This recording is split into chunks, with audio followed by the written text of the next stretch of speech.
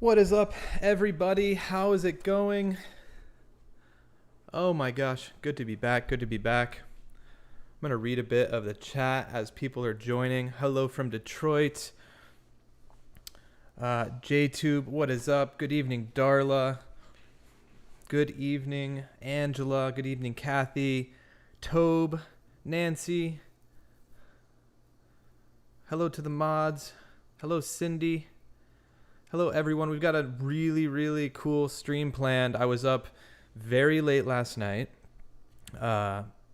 organizing the stream. I have an entire spreadsheet. It's like 6 pages long. We're going to go through the entire trip from start to finish, or at the very least from the start to when Brian arrived back in Northport without Gabby. So hey to everyone joining. I'm going to say hello to a few more people. Hello, Holly.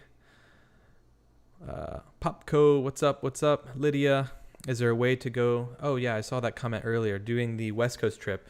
I can definitely look into it, that's for sure. There's just not a lot to go off with the West Coast trip because it's all cut up in the YouTube video.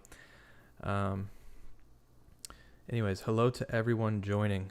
Thank you, thank you, thank you. So, let me see. I'm going to set up a couple of things, and then we're going to get the show started. Let's hit that like button. We got 169 people in here. Let's get this thing to 100 likes. Get the YouTube algorithm started off strong, so YouTube pushes this video into other people's recommended page. And all that good stuff.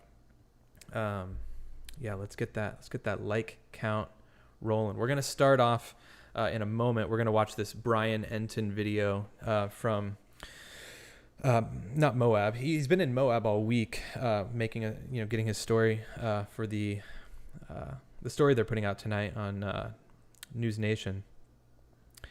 Thanks for getting the crossing the 100 like mark. Thank you all.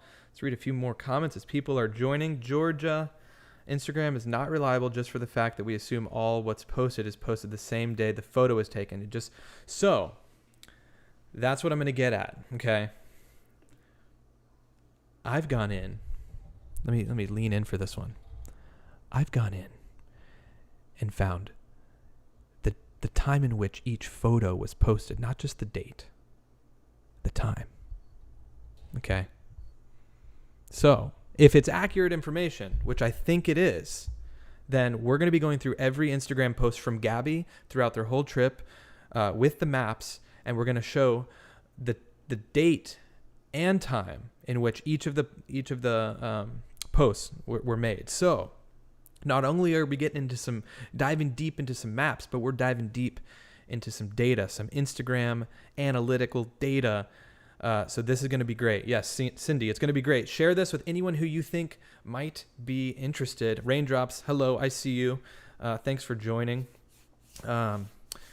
Beach Gal's got her pen and paper. So we got 236 people in here. So we're getting things started, all right? We're getting things started. So as more people join, we're gonna go ahead and watch this video, but people are slowly joining in. So definitely share this with anyone who you think is interested.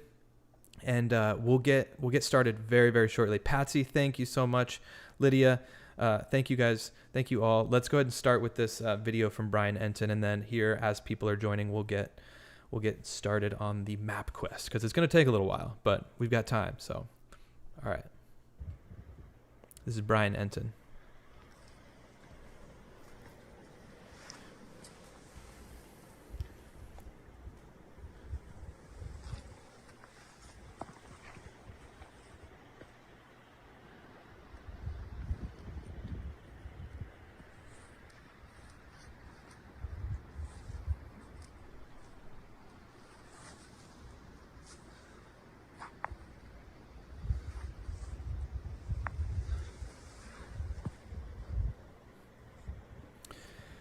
So not a super detailed video. This is just obviously where, or at the very least, very close to where Gabby ended up being found. And so he went there to of course, be there as a part of their story that they're covering on News Nation, but also to just kind of pay his respects to Gabby. And I know, I was listening to him talk about this story as he was in Moab, the early parts of being in Moab, and he was just explaining how strange it is to be there.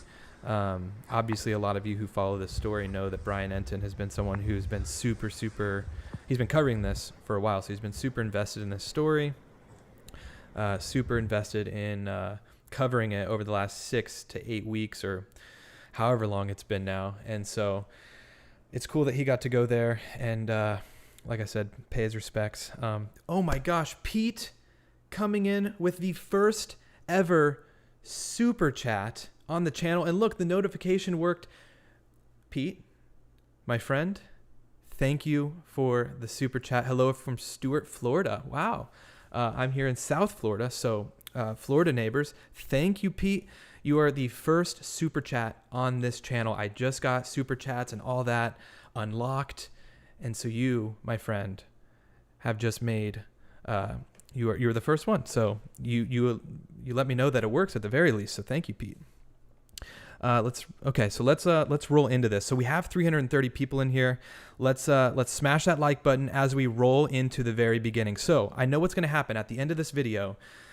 Whether there's more people in the chat or less, I know that there's going to be people that miss the beginning. So if more people join and you guys are liking what you're seeing, definitely let the people that join know what they missed and that they can go back. Obviously, I'll remind people as well. But I want to hop in because there's already almost 400 people in here, and I want to get things started because we have a lot to go through. Oh, Larry, thank you for the super chat. Adrian, hello. Super chats are so exciting. Aaron, amazing channel. Larry, Adrian, you guys, wow, you guys are amazing. Thank you guys so much. And I will make note of the super chats that do come in. If I'm like diving deep into something, I may quickly write the name down and then take breaks throughout the stream, just because, yeah, I want to be able to shout out those super chats because that's super amazing that you guys are contributing to the channel like that. So anyways, thanks again to you all. All right, so this is where it all starts. Okay, so this is from the Monument Rocks from July 5th. So reportedly, Gabby and Brian started their trip roughly in this area in Monument Rocks, Kansas, and I've actually been there as well. I've been there several times. This is like pretty close to where where I grew up, where my family lives. And so I adventured here several times in my like early 20s. Oh my gosh, Lisa, thank you for the 20. K5, thank you for the 2. Amazing. Mods, if you could, as I'm going, if I miss any of these super chats, jot them down and message them to me when I do my break. If I were to miss anybody, let me know. I'm pretty sure I can go back and see all those, but that would be great. Like I said, I really appreciate it. I want to be able to shout those people out. But we got to keep rolling as well. So anyways, Monument Rocks. So this is where they were at. And, for the beginning of their stream, and this is the Google image that I pulled. And this is, I think, the closest I could get to where Brian would have been taking this photo. So if we go back to the Instagram photo and we scrub through, this is the exact spot that that we're looking at right here. Okay, so you can tell the shape of the cutout in the rock formation. There's this like little hump over here, and or this little not hump, but this little curved edge in the rocks. And without getting ahead of myself, and that same curved edge is right over here as well. Jen, thank you for the 5. Angela, cult member, thank you. Love your work. You guys are all amazing. Man, you guys are showing the love. This is amazing. Hello, Shelly. So anyways, yeah, so this is where they were at the beginning of their trip. Now, this is interesting, you guys. So this is what I was talking about at the beginning of the stream. So I found out that you can go in and actually, if you see on my screen where my mouse is at, you can right click on the date in which the post was made, and you can click inspect. And when you do that, it may be hard to see on your guys' end, but what we can do is we can go into this date time section on the inspect elements section of the coding, or whatever this would be called. I'm going to butcher all of this lingo, but we can see that this was posted on the month of July, which is 07, the day, which is the 5th, and the year 2021, right? And then right after the 5 is the T. So the time would be 0155 and 18 seconds. So that means 1:55 military time is when this was posted. Now, keep in mind, they were here, it's showing July 4th. But if we go into the military time converter and do 0155 and convert it, that converts to 1:55 a.m. So I actually think that Brian and Gabby were at Monument Rocks on July 4th, but she posted this technically on July 5th, but I think Instagram is showing July 4th. So that's where I'm at with being able to find this Instagram data out. And so we're going to do that with every one of these posts. I'm not going to go through and show you guys me converting the military time on every single one of them, just because I did it already and I have it in my spreadsheet right in front of me. I'll do it on a couple more that are very, very notable. But this is going to tell a lot. Angela, you're right. So it's super, super interesting. After going through all of this, it's going to be interesting. So let's go back through this. So we know that they were in Monument Rocks at the beginning of their trip. And like I said, this is where it was at. Monument Rocks is actually a relatively small area on the map. It's just south of Interstate I-70, which is what runs all the way through Kansas. So this is what they would have been on the way to Colorado, going through Colorado. And so Monument Rocks is actually a relatively small area right down here. And it's just out in the middle of the pastures, the plains. It's just a little bit of rock formations carved out. It's a pretty small area. It's surrounded by, as you can see, just a lot of like farmland.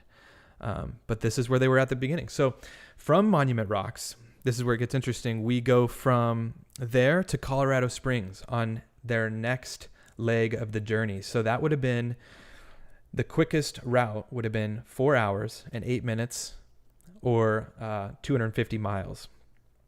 And so that's the route that they took to Colorado Springs. And the second post along the trip was posted here in Colorado Springs with the geotag, with the Colorado Springs geotag. And that's another thing to note, is that a lot of these photos are geotagged. And a lot of you guys who have been following this case know that not every photo had a location tagged to it. So that's interesting, and we'll get to that. But keep in mind, all the ones so far, obviously we've only gone through 2 now, have been tagged with location. So before we hop into this, Freebird, thank you, Aaron, for all you do. Such an awesome job. We appreciate your time. You are helping us all get through this. And you are helping way more people than you even realize. Thank you again. And thank you, Freebird. $50? Thank you. Oh my gosh, it even turned like red. It's amazing. They turn all these different colors. Freebird, you're too kind. Also, Jordan, oh my goodness, thank you for the 5, my friend. Amazing. Appreciate it. Thank you guys. So as you know, this is the first post in the new state. So they're now in Colorado.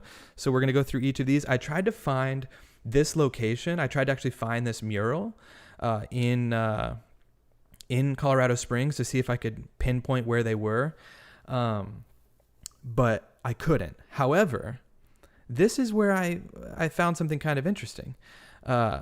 She posted this on her third photo on this series of photos from the Colorado Springs post. She posted a little pot from Colorado. And it's kind of a funny joke. It's a little pot. I found out that they actually went to a restaurant, like a weed/pizza shop in Colorado Springs. And right next to it is this beads/ like trinkets type shop. And if you look, it kind of looks like those little pots are right here. Like, do you guys see what I'm seeing right now?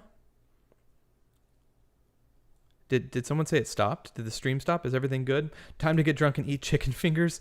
Hello, Jordan. Thank you, Jordan. Thank you. you know what? Grab a beverage and sit back and relax, you know? And yes, Adrian, did he say weed pizza shop? So let me show you what I mean, okay? So they were reportedly at this place here called Slice 420, which is a pizza, I don't know if it's a weed shop, but it's a pizza place.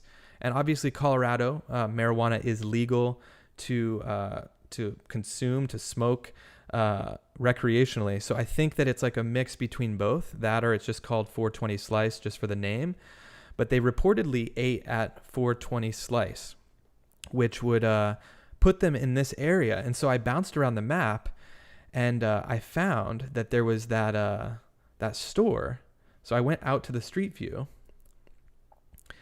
and I noticed this area right here is a little bead shop right here, Silver Sparrow Beads.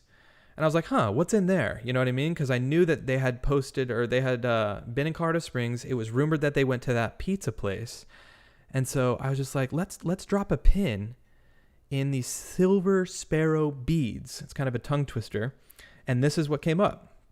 I dropped a pin, and immediately, like I said, it looks like there's like little pots, like pottery pots, just like in her third photo. So what do you guys think? Does it kind of, I mean, even the stuff in the background kind of looks like the same like tables like in that area with all the different little odds and ends.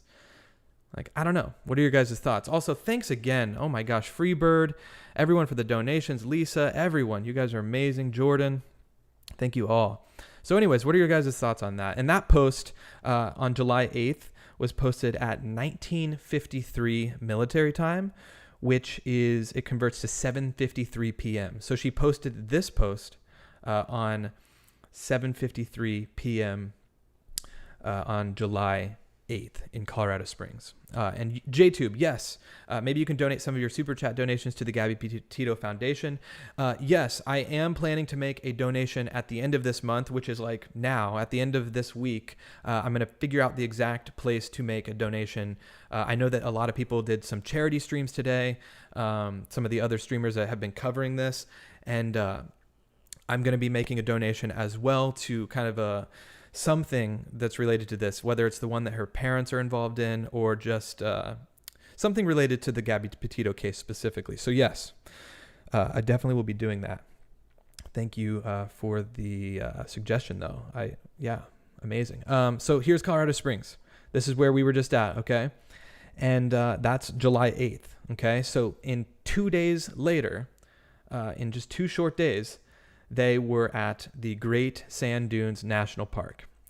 Now, it only takes 2.5 hours to get there. So I think that they either stayed in Colorado Springs for a day or maybe they camped along the way. But either way, 2 days later, they found themselves in the Great Sand Dunes National Park. And she actually posted twice in one day on July 10th. She posted this photo at 3:44 p.m., which is at 15:44 military time. So once again, for those who are joining, we can go in and inspect this by inspecting the time and date and see that she posted on July 10th at 15:44 and 20 seconds. So that's 3:44 p.m. Okay. And then, like I said, she posted twice on July 10th. Here's another post. This was the second one.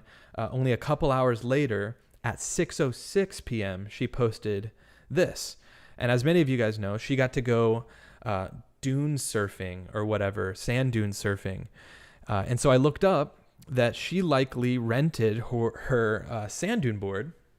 As you can see in this photo right here, it looks like the same kind of sand dune board. And I bet that they have kind of, it looks like these are the main places you can rent from. I think this Oasis store is where they would have rented theirs. Also, someone mentioned the rug in that shop. The rug from that photo from the inside of the thing was taken a while ago. So maybe maybe there's different carpet in there. It would be interesting to see, like, call into that shop and see if they change the carpet color or if they have new rugs. But like I said, it's just a thought. It maybe wasn't even, they maybe weren't even in there. Also, Aaron, how could you miss the Angel Wings mural in Colorado Springs? Is that what that was from? The Angel Wings? Anyways, let me know. I didn't find this mural though. So anyways, so here we go. So those two posts were from, like I said, Great Sand Dunes National Park in Colorado on, or Great Sand Dunes National Park in Colorado on July 10th. And then on July 11th, she posted again with the same geotag. Also, remember, these are all geotagged up until this point. Up until this point, these have all been location tagged photos on Instagram. Anyways, at this point, I'm speculating that they were already on their drive to Zion National Park. Okay? Because they were in Great Sand Dunes. They clearly spent some time there. They probably spent a day or two there. And then this post on July 11th was at 4:42 p.m. And I believe that they were on the road to Zion, because this is actually their lengthiest drive. Aside from getting out to where they started their trip, this is their lengthiest drive. So from Great Sand Dunes to Zion, as you can see down here, it's a 9-hour drive. So I bet that Gabby posted just the next day another photo from their trip at the sand dunes as they were making their way to Zion. JTube, thank you for the 5. Bless you, Aaron. You have a kind heart. JTube, thank you so much. Appreciate the 5.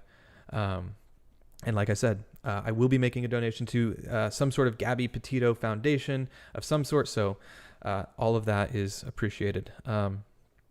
So anyways, if we go along the timeline, we can see that this next photo that they posted, or that she posted from Zion National Park, once again, geotagged, she states in it that they have camped the past 2 nights in Zion. So she posted this on July 16th. So let's look at this. Her last post was July 11th. So 5 days had passed in between each of her Instagram posts, which is the longest amount of time in the early part of the trip between Instagram posts. So that would mean if they were there on the 16th and she posted this, that means they stayed there the night of the 14th and the night of the 15th, because she's posting this on the 16th and she said that they stayed the last 2 nights there. So they ended up leaving Colorado Springs, I think, on July 11th when she posted this photo, and maybe camped halfway in between there and Zion. I'm just speculating here. And then got to Zion on the 14th, stayed there the 14th and the 15th, and then posted her first photo at Zion on the 16th. And I went and inspected the post time. And on the post in Zion, she posted this at 10:30 in the evening. So it happened pretty late. That was a pretty late post. Some of the other posts, obviously the very first one from Monument National Park, or Monument Park in Kansas, it was at like 1 a.m. So that was like the latest. But this was the first like pretty late post that wasn't like in the middle of the morning. So going on from there, she posted a couple times in Zion on the 18th. So she posted, this is the 16th. She posted this one time on the 16th, and then she had 2 posts in Zion from the 18th. So she had this here, and her caption was, "Brought a small piece of home to the canyons." And like I said, this is tagged at Zion, and this is on July 18th. So once again, we're still in Zion at this point after the longest leg of the trip from the dunes in Colorado. Okay, and so that was posted at the post inside. Sorry, I'm jumping ahead here. The brought a small piece was posted at 1:36 in the morning on the 18th. 8:59 at night. This post, the second post on the 18th, when they were in the Narrows, was posted at 1:36 in the morning. And once again, if we go to, for those of you who are joining or that didn't see this, just to show you guys, right click on the July 18th date on Instagram on PC, and then hit inspect. And then you can see that it was at 0136, which military time, that is 1:36 in the morning. So I actually have a video to play. So this, if you guys aren't familiar, this was when they were at the Narrows, which is like a really interesting part of the Zion National Park, where there's like water that goes through and people can kind of walk through it. People reported seeing Brian and Gabby in an Instagram post at the Narrows. So let's check that video. I'm going to go ahead and mute it. So if you didn't catch it, they were right there in the center of the screen. I'm going to go back and play it again. So there's a screen grab, or a slowed down image of Gabby, rather, and we'll be able to compare. She looked like she had a circle on the top left part of her shirt, and then she's wearing what looks like those green, kind of minty green, kind of like the same color as my shirt, shorts. And then that's her and Brian walking away, and then there they are. That was the photo they took that day. So if we go back to the beginning, you can kind of see them walking through the water down here. And then the camera pans up. So this is just someone that happened to be at Zion that caught them walking through the Narrows. And if we go back to that first photo, you can see that she has that small circle on her shirt. So anyways, that post was, like I said, posted at 1:36 in the morning. So likely they had a busy day at Zion hiking, and she posted this super late in the camper, or in the van. And then from Zion, they went to Cedar Breaks National Park, which is an hour and 10-minute drive, hour and 9 minutes, which is around 60 miles, give or take. So that would be on July 20th that they went to Cedar Breaks. So not a super far drive, probably didn't take them very long at all. But that's reported where they went. She didn't actually post from Cedar Breaks, but they were reported to have been there. And then they drove from Cedar Breaks another hour and 5 minutes, or 55 miles, to Bryce Canyon National Park. So if there's anyone having issues with the stream, please just back out and then refresh your YouTube and then click into the video again and see if it works. Hopefully it keeps freezing and saying to retry. Sorry about that. Hopefully if everyone is in here, let me know if everything's working. It may just be the connection. If everyone starts commenting that, maybe I'll have to figure it out, but I'm seeing some people say that it's freezing for them. So we'll have to look into that, but I'm going to keep going for now. Also, to the 700 people in here, hit the like button. We're just getting started. We're maybe a quarter of the way through this journey, but it's about to get even more interesting. So I know that we're kind of slowly going through this, but it's going to get even more interesting as we go along. So definitely hit that like button. Let's get it up to 500 likes. So anyways, like I said, they drove from Zion to Cedar Breaks National Park, and then from Cedar Breaks another hour to Bryce Canyon. And this is where Gabby posts again. So this is July 21st. So she went from July 18th to the 21st, and that's the time in between those posts. And then, as you can see, the geotagged location of Bryce Canyon National Park. And she mentioned in the caption of this photo, which I thought was something to note, she said, "Such a beautiful drive here." And so I decided to drop a pin along their route and see what she was talking about. Like, let's see what this drive looked like for Gabby. And this is kind of the scenery that they were seeing. So she was not wrong. This is just about halfway between Bryce Canyon and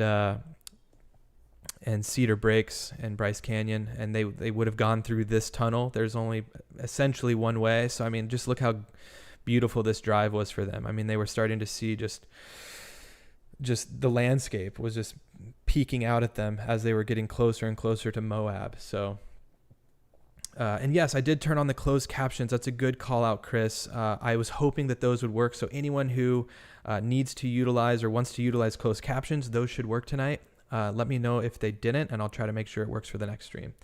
Angela, you are going all in. I freaking love this. Thank you, Angela. So anyways, this is what Gabby was referencing when she said such a beautiful drive on this post, because this is where she would have been along this route. So, or this route rather. So, I mean, we can just drop a pin on anywhere and I'm sure it's going to be gorgeous. This is a lot more open than I thought. See, it gets really red as they get in closer. But anyways, so this was posted on July 21st, and it was posted at 4:20 p.m. in the afternoon, or 16:20 military time. This was posted at Bryce Canyon National Park, or it was geotagged at Bryce Canyon. And then she posted again. This was on the 22nd. So she posted this with the same geotag. But once again, it was the next day. She was in with Brian in a couple of these. And this is just a gorgeous location. Every night that we have camped so far inside any national park, it's rained. So it sounds like they got rained on quite a bit.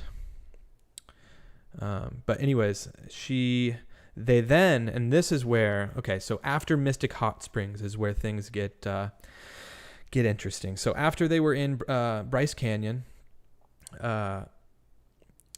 they drove an hour and 45 minutes-ish. 93 miles would have been the fastest route for them to get to Mystic Hot Springs.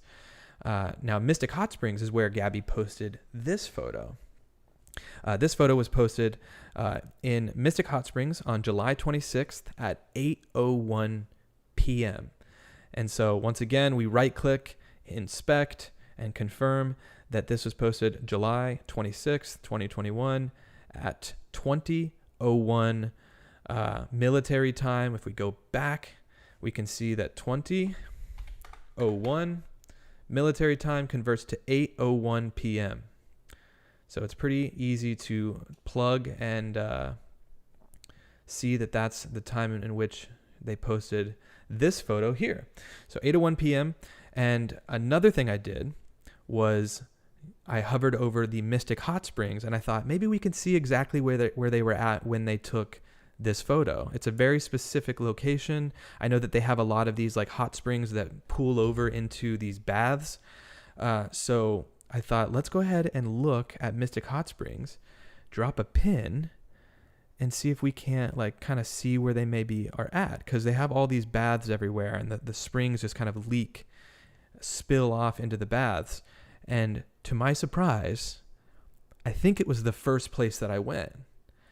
Now, I'm going to go side by side on this one, and we're going to get to see. I think it's the exact spot. If we look, this is the bath. And then you can kind of see the formation that runs down to about the center of the bath sticks out in the center and meets at about the center point. There's this little ledge off to the right. I think that is this little ledge right here off to the right. There's another ledge right up here to the left. And then there's the another one to the left. And you can even see this dark area right here. It's this little dark area right here. So anyways, let me know what you guys think. Do you think that this is the exact same location? I'm gonna look at the comments. I know it's gonna take a second. Someone said it's still freezing for them. Oh, the tubes are identical. Let's look at the tubes. What's someone talking about with the tubes?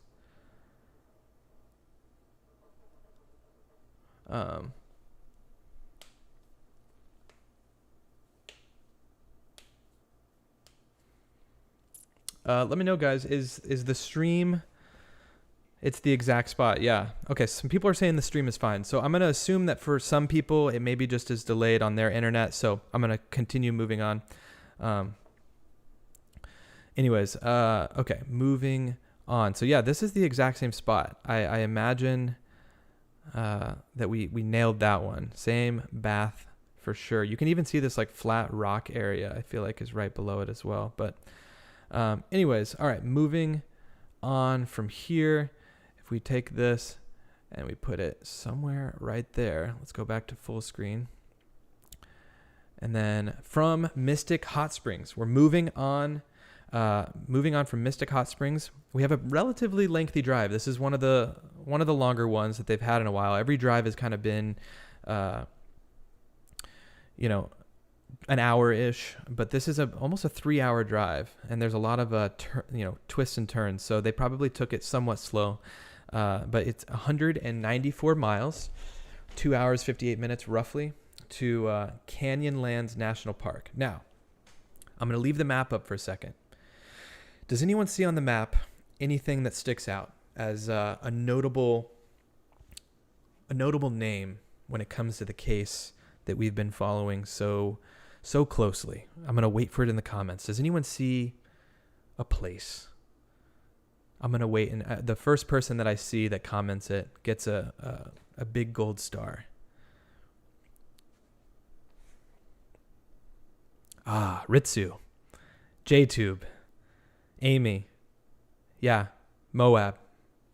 That's right. Moab, guys. This is, they're getting close to Moab. This is the point in the trip that they're getting very, very close to Moab. Spanish Valley. You know what? That's very close to Moab.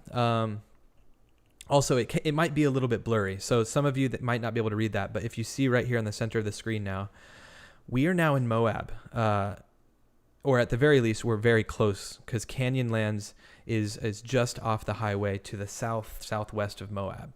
So this is where things start to get interesting. So let's look at the dates here, because in Moab, or they were in Mystic Hot Springs on the 26th when they posted that. Canyonlands, her first post from Canyonlands is on July 30th. Okay, July 30th, she posted this at military time, 15:31 or 3:31 p.m. This is where they posted. They had the geotag, Canyonlands National Park. And just look at this location. This is pretty incredible. They clearly they have some elevation. They're at some pretty high elevations here, or at the very least, it's this canyon that is receded into the ground. They seem pretty high up. But like I said, this was posted at 3:30 in the afternoon on July 30th in Canyonlands National Park.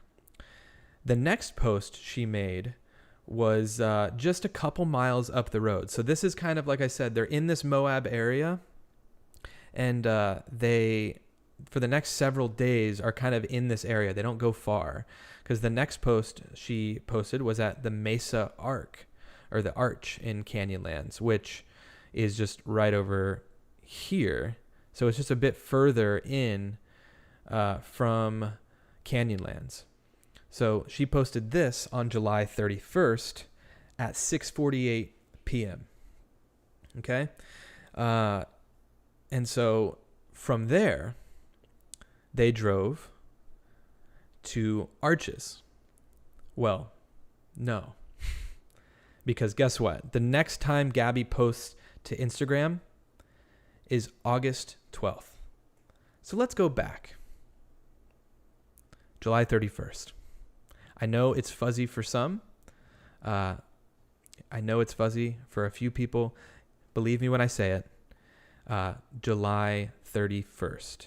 Now, they could have been parking in Moab each of these nights. I don't know what the camping situation is like, but they could have been parking, in or near Moab or in any of these kind of surrounding areas for the several days that were in between July 31st and August 12th when they got pulled over after the domestic violence incident, okay?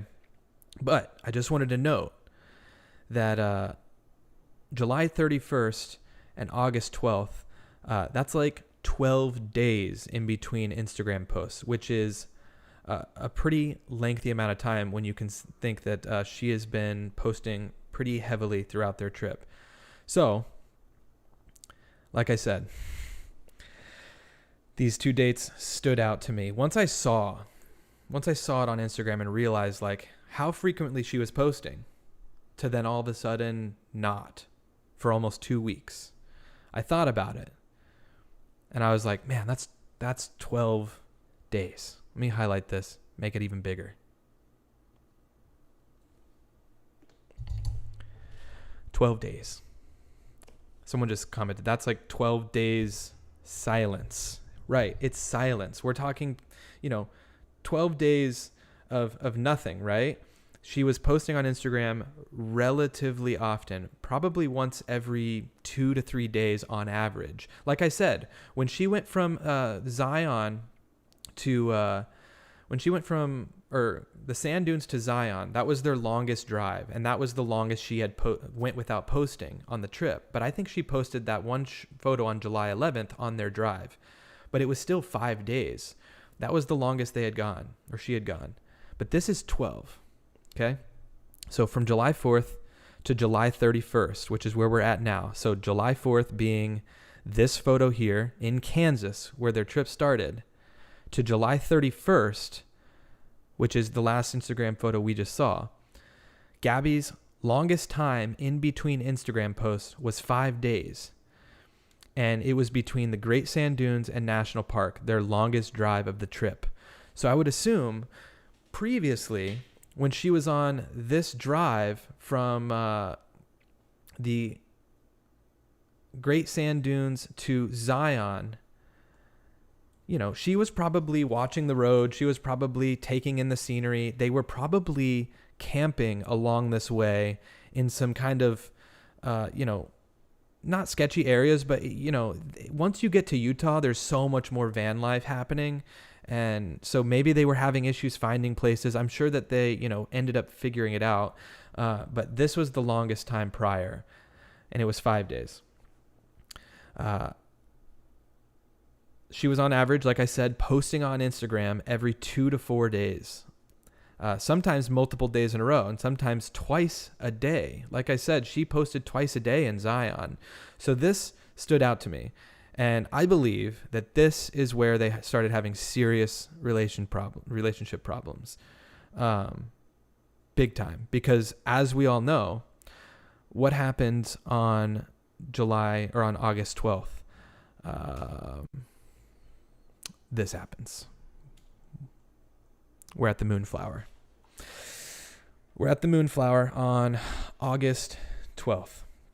Like I said, it had been several days since her last Instagram post. We know that at some point on August 12th, she did post twice to Instagram.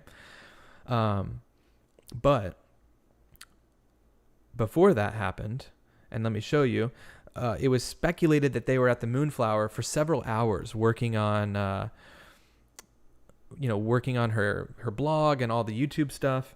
Brown Cat mentioned Brian was posting on his account during that time. You're right. So there were times where Brian was posting.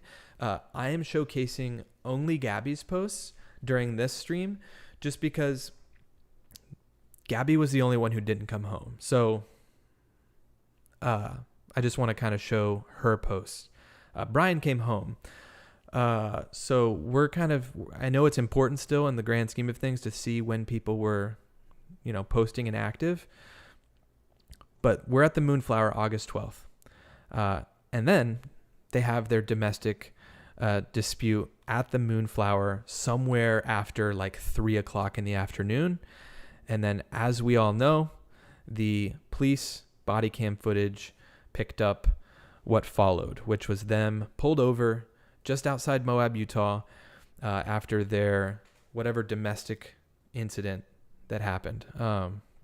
And in a past live stream, if you guys remember, I went through and actually showed exactly where they were on the side of the road outside of Moab. So this is where the Moonflower incident happened. So this is the Moonflower here.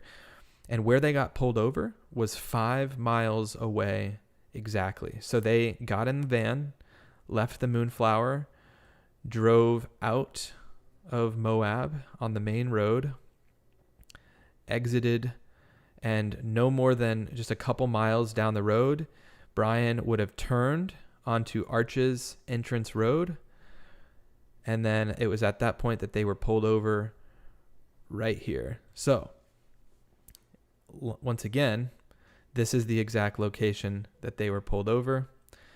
Here is the rock formations that are behind Brian in this video right here. You can see the garage as well, this big garage. Notice it in the center of the screen.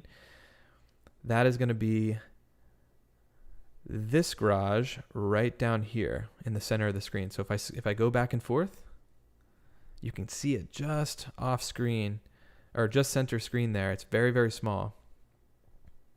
But there's that. And then you can see the pointed rock right here. That's going to be behind his head. Let me move it backwards a little bit. Well, actually, let's just show the yield sign, the do not enter sign right here. That's going to be this do not enter sign. So anyways, oh my gosh, 1,000 people in here. This is the perfect time to take like a couple second break and just read a few of the comments that are coming in. So like Ali says, or Alicia says, sorry, thanks for joining tonight. If you're just coming in, this is what I was just about to say. There's 1,000 people in here. Let's hit the like button. We've got 486 likes. We can at least blow past 500. I know we can. But maybe we can get close to 1,000. I mean, there's 1,000 people in here, so technically it can be done. But, you know, only if you're liking the stream, right? So let's try to bounce it up. Yeah, we blew past 500. We're 510 now, 532. This is updating quicker for me, possibly, because I'm on this like stream screen. 549. Yeah, it is climbing. So thank you for liking the stream. Thank you to the new people that are joining. If you are new to the stream, also consider hitting the subscribe button. It helps out. The like button helps out a lot while I stream because it pushes the channel out to new people. But consider subscribing. Adrian says like and subscribe. Thank you. Thank you. I hit the like button with my face when I first got here. Nice. Nice. Oh, Joanne. Great timeline tour. Thank you, Joanne, and thank you for the 5. That was super, super generous. The notifications come up a little bit late on my end on the screen, but you can see it right there on the screen. I'm glad that the notifications are coming up on the screen. So I set this thing up correctly. Mallory says liked and subscribe. Thank you. Prancy says what's not to like. Thank you, Prancy. Doug says Aaron about to go into beast mode. Yeah, I mean, we still have a little bit more to go into, but the biggest thing is about to happen after this, which is what I found to be kind of it's not that crazy, but it's a little bit crazy in terms of just being like, wow, we know when this thing happened. So like I've been saying in the last couple streams, like even though this case feels like it's kind of we're at this standstill of just trying to figure out more information. We're able to connect these dots in such a way that help us get a better picture of what really went down. So I think that's important for these cases. Frank says, new to your channel, you do a fantastic job and love that you cover these maps and location things. Thank you, Frank, and thank you for the super chat. I really, really appreciate it. And yeah, thanks for joining the channel. Thanks for joining the stream. And I appreciate it. Also, Kelsey says, it's 1:20 in the morning here, but I stayed up for this. Okay, so you must be, are you in the UK? Are you overseas in Europe? Or where are you at that it's 1:20 in the morning? That's amazing. Thank you for staying up. Also, Sandy, not on Super Chat, but on Venmo, mulling over maps. Thank you. I'm coming from Iked Mel. Oh wait, this is an old notification. There's someone else that just sent one. Let me find your name that just came through. Oh, is it Sandy? Is it? Oh yeah, it is Sandy. Anyways, thank you, Sandy. Joanne, great timeline. I think I saw that one already. Thank you, Joanne. Let's read a couple more of these comments, and then we're gonna jump back in to the mapping. Okay, we're mulling over these maps. Oh my gosh, Bullet says 1:20 a.m. here too. What time is it for everyone? Is it? It's 8:22 for me, so it's not late yet. But my goodness, you guys are staying up late. Hopefully, I'm not too loud in your ears. Maybe I'll soften my voice a little bit because it's 1:20 in the morning. Oh my gosh, Lee, 2:20 in France, 2:22 in Belgium. We got people in Belgium, France, Australia, 8:20. And Kelsey says, yeah, she's in the UK. That's what I guessed immediately. 7:22 in Texas, 8:22 in Ohio, 5:22. Nice. So you're on the West Coast, Andro. That's very cool. Yes, ASMR map stream. That's correct. We're gonna do a bit of ASMR. Also, my sister texted me and she said, your gray hairs are really showing. And I do. I have quite a few gray hairs coming in. My father, he went gray at a very young age, and I am probably soon to follow. I am approaching 30. I am 28 years old, and I probably will be very gray by 35. But I'm going to embrace it. I'm going to let it happen. Thank you for everyone sharing where you're from. In Chile? Oh my gosh, Chile? Kentucky, Texas, Ireland. Oh my goodness. I feel like I've seen you before in here. Niam, if I'm pronouncing that correctly. Ireland, amazing. I want to go to Ireland so bad someday. Denmark, Northern Ireland, says Samantha. Florida, nice. I'm in Florida right now as well. So cool. Thank you guys for sharing where you're watching from. And thanks again for the super chats that have been coming in. It really, really means a lot. And Michigan, very nice. I've been to Michigan. Cool. Maybe one day we'll do a full ASMR stream where we go into we dive deep into something. ASMR.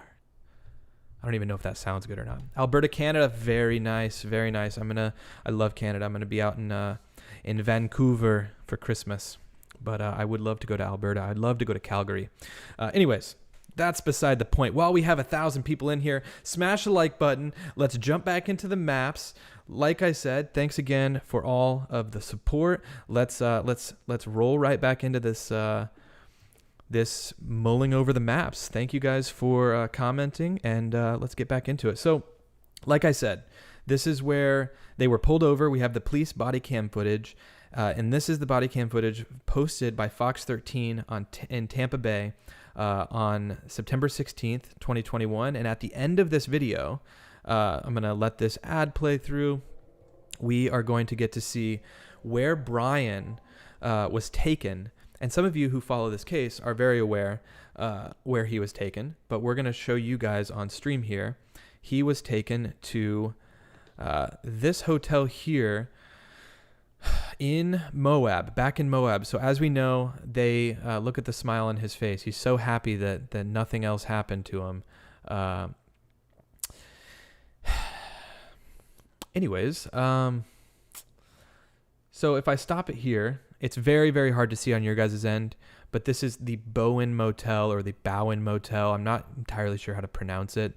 But the Bowen Motel is, I believe, how it's pronounced. So if we pause it, we know that on July 12th, this is where he ended up after their domestic dispute outside the Moonflower that ended up taking them just outside Moab. We saw the police body cam footage. And then there is this. Okay. Now, a lot of people know about this already, but let me just show you. This is the Moonflower where they had their dispute. And in the police body cam footage, the police officer specifically says something along the lines of several people or a couple of people called you in from the Moonflower, calling in the domestic dispute. So, Brian, I know a lot of people are still trying to think if this was tied to the Crystal and Kylan double murder that is still unsolved in Moab that happened several days later, or they were found several days later. Let me just show you guys. This is where Brian stayed when the police officer just dropped him off in that video that I just showed you guys. Let me drop a Google pin on this. Here's that little room that he was just being taken into. You can see it's the exact same place. The biggest identifier is this brick on the outside, halfway up the outside of the building. My apologies. And the lamppost. I mean, it's right there. It's a small, Moab is big, but it's small. If I said July 12th, my bad, Sandra. I meant August 12th. Thank you for the correction. August 12th. We got to have a buttoned up timeline here. But anyways, so if I go back, you guys will see that the Moonflower. So here's where Brian reportedly stayed on August 12th. And let's just go down the street here. Oh, we're at the intersection. We can already turn left. And what do we see? The Moonflower. So apparently there was a coffee shop across the street from where from the Moonflower that they hung out in the morning. Thanks for that info. I see it says espresso right here, so I assume this is the coffee shop that you're referring to. Someone had just mentioned that. I'm sorry I missed it, but yeah, so this would be the coffee shop if they did in fact go to that on the morning of the 12th. But look, this is interesting. The Moonflower's right here. You can see through the parking lot to the Bowen Motel right here. This is where Brian stayed. It is a hop and a skip, says Snow Explorer, and that's exactly what I was thinking. It is not far from the Moonflower at all. So Brian definitely got taken back to this hotel, and he was under the impression that someone at the Moonflower called them in. Now, I'm not making any speculations on the Crystal and Kylan case. However, if they did meet them that day in the Moonflower and Brian thought potentially they were the ones to call them in, maybe he was upset. I don't know. I want to try to tie in, or at the very least cover the Crystal and Kylan case in a separate video at some point. But I just wanted to show, we're already back at the Bowen Motel. It's incredibly close. Someone commented, good evening from Redmond, Oregon. Nice. Thank you. Someone said, who funded the hotel room, I think is what I saw. Who paid for the hotel room? I think the police officer said that the local kind of battered shelter or battered women and men shelter pays for hotels in if there's a domestic dispute, and I think that they gave Brian a room that night, which is the thing that frustrates me the most, guys. And I'm about to move back on. When they break the news to Gabby with what happened, I really don't like that you can see the scratch that they mentioned on her face. It's right up here. You guys can go find the video yourself. I know that it's not as clear as it could be on my screen. That rubs me the wrong way. It always will, to know that she also had marks on her. It was so clear that she wasn't the aggressor. She clearly was also, in a tussle with Brian, but he laid hands on her, and it rubs me the wrong way. And the fact that this, I like to think that this could have been, if this would have been handled differently, if someone was called about it, maybe your parents would have said, you know what, come home, take a break, whatever. And maybe this would have, I don't know. I don't want to say that it could have been handled differently, but I don't want to say it could have been prevented, but you never know. Someone says, Carol says her neck looks red as well. Look in her arm too, near the armpit, just above her bottle. Oh, that's interesting. There is a bit of a scratch there. D. Briggs says they were combative. Yeah. They both were reported to have had hands on each other. And I guess what I'm getting at is that I feel like if I was a cop and I saw that, if I pulled over a couple that had clearly been in a domestic dispute of any sort, obviously you're going to look for signs of that. But I feel like if I would have seen any marks on the girl, I would have just really advised, I would have handled it maybe differently. Then again, it's all in retrospect, right? I'm not even in that position. But Chris says, did she not speak to her parents in the police car? I believe she did. I don't know what she said to her parents in the police car though. And someone says, yeah, a bruise on her neck for sure. I'm seeing this up here, and I heard that he grabbed her face, which would lead me to believe that maybe is where that mark came from, right by her cheek. But yeah, guys, you guys are noticing some other marks, and it's just it looks like maybe her arm's a bit red down here as well. So watching that body cam footage, it just completely rubs me the wrong way. And so anyways, we get to this point. So as we move on and we tie in the Instagram posts, also thanks again to all the super chats that have come in. It's crazy. I'm looking at all the notifications over here, and that means a lot. It's really, really cool that you guys are supporting the stream like that. But if we go into this, so let's just say, okay, so this is her first post on August 12th, okay? And like I said, prior to that, she hadn't posted since July 31st. So I think that their relationship was in a bad place for that 12 days, almost 2 weeks. And it boiled up to the moment that they were at the Moonflower in whatever dispute they had. Gabby, however, posted this the night that they got pulled over. So since I was able to go through and highlight, and for those that are new, because we have over 1,000 people in here, I don't know if I've done this since we've gotten a few more viewers, we highlight August 12th and we hit inspect on a PC. You can do this. I don't think you can do this on mobile. There may be a way.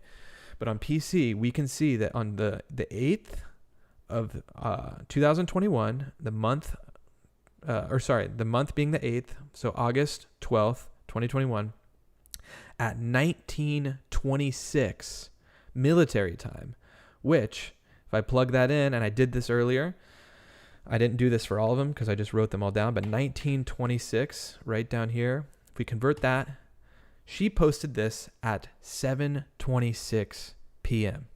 Okay? Brian was dropped off on the body cam footage at the end of this video at 18:01, which is 6:01 p.m. Okay, they were pulled over, and the whole dispute was just an hour and almost 20 minutes here. So he was dropped off at 6:01 p.m. Not even 2 hours later, at 7:26 p.m., Gabby posted this photo. So she went to wherever she went in the van and posted not just this photo, but this photo. This photo was posted at 8:57 p.m. and I used the same technique of going in and highlighting and inspecting to see that it was posted at 20:57, which is 8:56 p.m. or 8:57 p.m. So if we want to read the descriptions, I think it's important to read the descriptions, not because it reveals anything that we don't know, but I found it to be interesting because when I thought about August 12th and I thought about the day that they were at the Moonflower, I heard that they were, doing a lot of things. Like she was working on her website, she was doing this, she was doing that.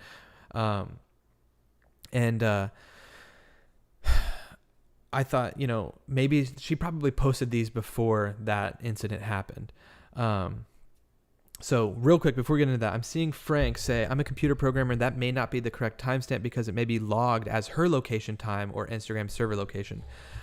Yes. And I should have mentioned that at the beginning, Frank, that you bring up a good point. So this data that I'm seeing could be off by an hour or 2 hours, give or take. Like I may be inspecting this data on my time zone, but it could be reflective of hers. But I'm just going through it as if it potentially is the correct time, just because I think that there's a chance.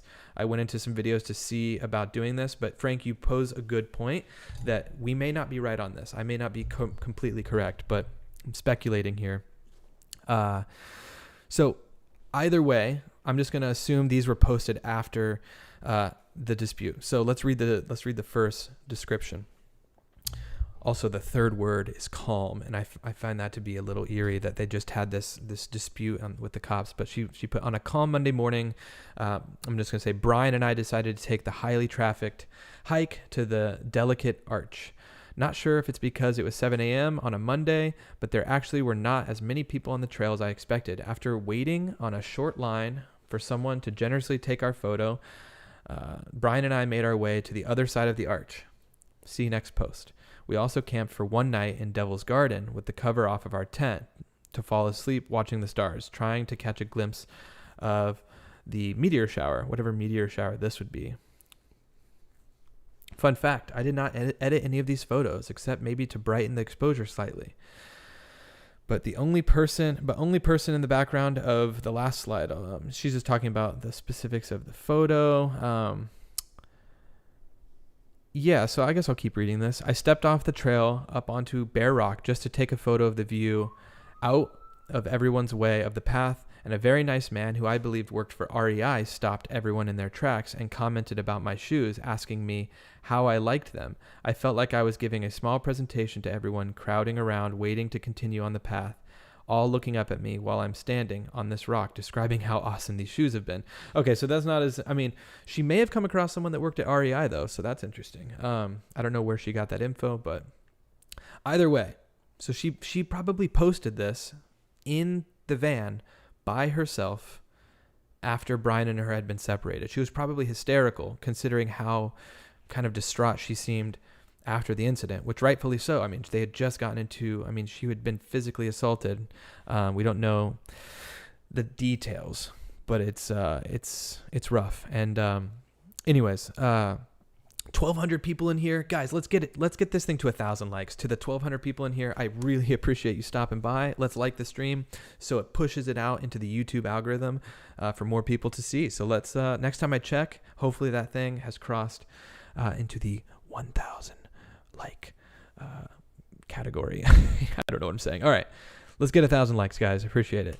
Okay, so and then post number 2, and once again, like Frank said, this may not be accurate, but running the same test on inspecting this post, it comes out to 8:57 p.m. So that first one, 7:26 p.m. if it is indeed correct, and the second post, 8:57 p.m.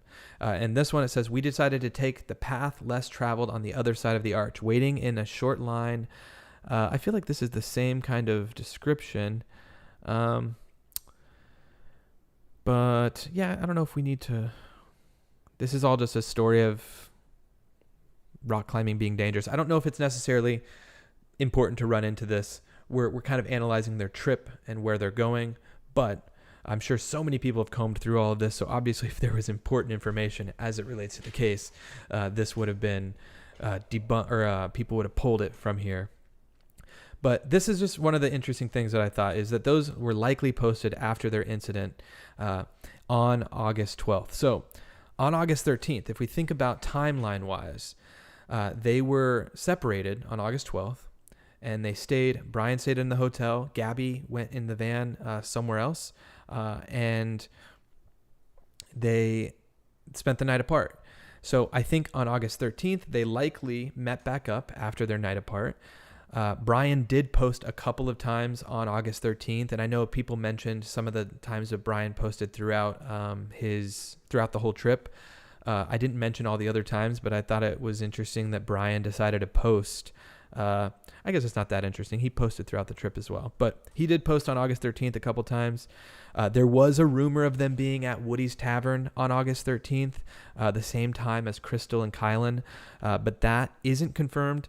And there was CCTV footage from that night with Crystal and Kylan in the footage, and I think if they had really been there, they likely would have been picked up on some sort of footage.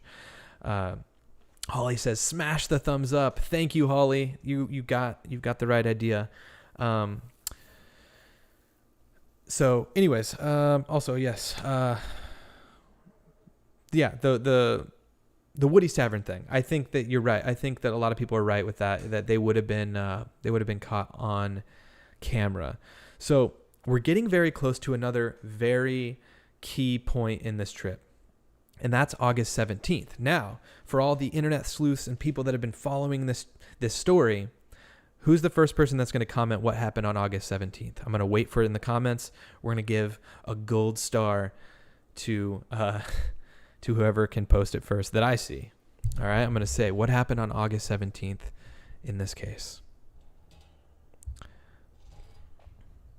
Brian left. There it is, Steve.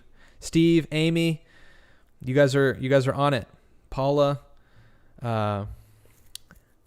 Karen, yep. Cindy, he flew home. Guys, August 17th. So between August 13th and August 16th, I'm not sure when they drove to Salt Lake City, but they definitely would have had to make this pretty lengthy drive. This is a 3-hour and 42-minute drive. And considering they just had a pretty intense fight, I would assume that this drive was not a fun drive, especially since it seemed like their relationship was a bit rocky, to say the least. So yeah, they at some point between August 12th and the 16th, or 13th and 16th, drove to Salt Lake City, because that is indeed, like so many just said, he flew back. So this is when Brian took the flight from Salt Lake City, Utah, back to where I would assume he flew into Tampa, because the closest major airport would be Tampa, to Northport, which is right here. Okay. Which so many people are commenting now. He flew back. Yeah, you guys are all right. That's when he flew back. So that's August 17th. So, and then August 18th, it's worth mentioning, this is the day that Kylan and Crystal were found. Once again, I'm not trying to tie them into this in any way that's definitive, like saying I think that they're involved, but it's worth mentioning because we're kind of looking at the timeline of everything. And Brian flew home. So Hallen says the 17th through the 23rd. Yes, that is correct. That's how long Brian was gone. So anyways, August 18th, they were found just outside of Moab at a campsite by a family friend. And so the next post is from August 19th. Okay. August 19th. Two things happened that day in terms of social media. I'm not going to ask you guys, but I think a lot of people are aware. She posted both on Instagram, which, if the timeline is correct, it was at 9:11 p.m. And then she also posted the Nomadic Static YouTube video. If we see at the bottom here, I'm going to highlight it. It might be kind of hard to see. August 19th. So those two things happened the same day. Those two posts. And one thing that's kind of interesting about this too, and I know a couple people have been saying that the data of how trying to find when things were posted may not be accurate. However, I wanted to see if we could track YouTube data of when this was posted. And this little site right here lets you dig a little bit deep into some YouTube data. If we hit go, it is saying that this was posted at 21:11:25. So that would be 9:11 p.m. Military time, 21:11. So that's 9:11 p.m. So the Instagram post that happened earlier in the day was at 2:35 p.m., if that's all correct. And then the YouTube video shortly after, well, in the evening, much later, happened at potentially 9:11 p.m. So that was uploaded, and then we move on from there. So we're jumping now to the 23rd. So obviously, Brian now flies back. And what he did back in Northport, a lot of people are saying he cleaned out a condo. Early on they were saying he cleaned out a storage unit. Regardless of what he did, it's sketchy to leave her alone directly after their dispute, directly after they were pulled over, to leave her alone from the 16th or 17th. We flew back to the 23rd. It's odd. So anyways, he flew back, and they met and checked out of a hotel, a Fairfield hotel just outside of the Salt Lake City airport. I would believe that this is the hotel that they checked out of on the 24th, because it was right next to the Salt Lake City airport. There's only a couple Fairfield inns in Salt Lake City. Thank you so much. Is this tea? Beautiful wife gave me tea. Hopefully you guys don't hear her too loudly in the background. She's making herself a cup of tea. Wow. Can we get some shout outs to the beautiful wife in the chat for the tea? Cheers to everyone out there. The Arches trip was early Monday morning on the 9th, so it was before the police. It's important for accuracy of the timeline, just saying. Okay, so yes, the Arches trip happened on the 9th. She didn't post about it until the 12th. So I thank you for clarifying that, Artemis. This is what I'm talking about, is that there was such a gap between July 31st, when she posted with the geotag in the Mesa Arch, to the Arches post, the Arches National Park post. Like I said, this was posted several days after they were actually in Arches. But thank you for dropping that in. But anyways, so they get back and we're about to drop a new one, guys. I found something pretty interesting. They drove from the Fairfield Inn and Suites to Ogden, Utah, to the Monarch. Now, August 25th. Okay? August 25th. What do we notice? No geotag. No geotag. Not that it's the craziest thing in the world. Some people speculate that Brian was posting on her Instagram from here on out. We don't know. However, we do know where they took this photo, and that is because I dug a little deep. I looked into these butterfly murals. Okay? And here we are. Here we are. This is the exact spot that Gabby Petito was when she took this photo right here. So there's the edge of the building. And as you can see, there is a white building right here. Next to it, a white brick building. And, oops, sorry guys. There it is right there. There's the white brick building. We don't see the fence right here. This was taken at a different time. Someone says, JTube says the Monarch photo is likely taken from another time. Possibly. They would have probably had to go through Ogden to take that photo, but it was possibly taken at another time. You could be right on that. Let's go to this post. Let me take it off here. There's so many tabs, you guys. All right. Oh, I was just on it. So many tabs. Hold on. I'm going to get this. I'm going to get it. We'll just open it in a new tab. Here we go. I think I exited out. So it's very clear. I mean, I don't need to dive too deep into this, but this is, there's the comparison side by side. So there's that butterfly, and then there it is right there. So Gabby, oh wait, this is comparing the same thing. Hold on. No wonder it looks so accurate. I'm comparing. Bear with me.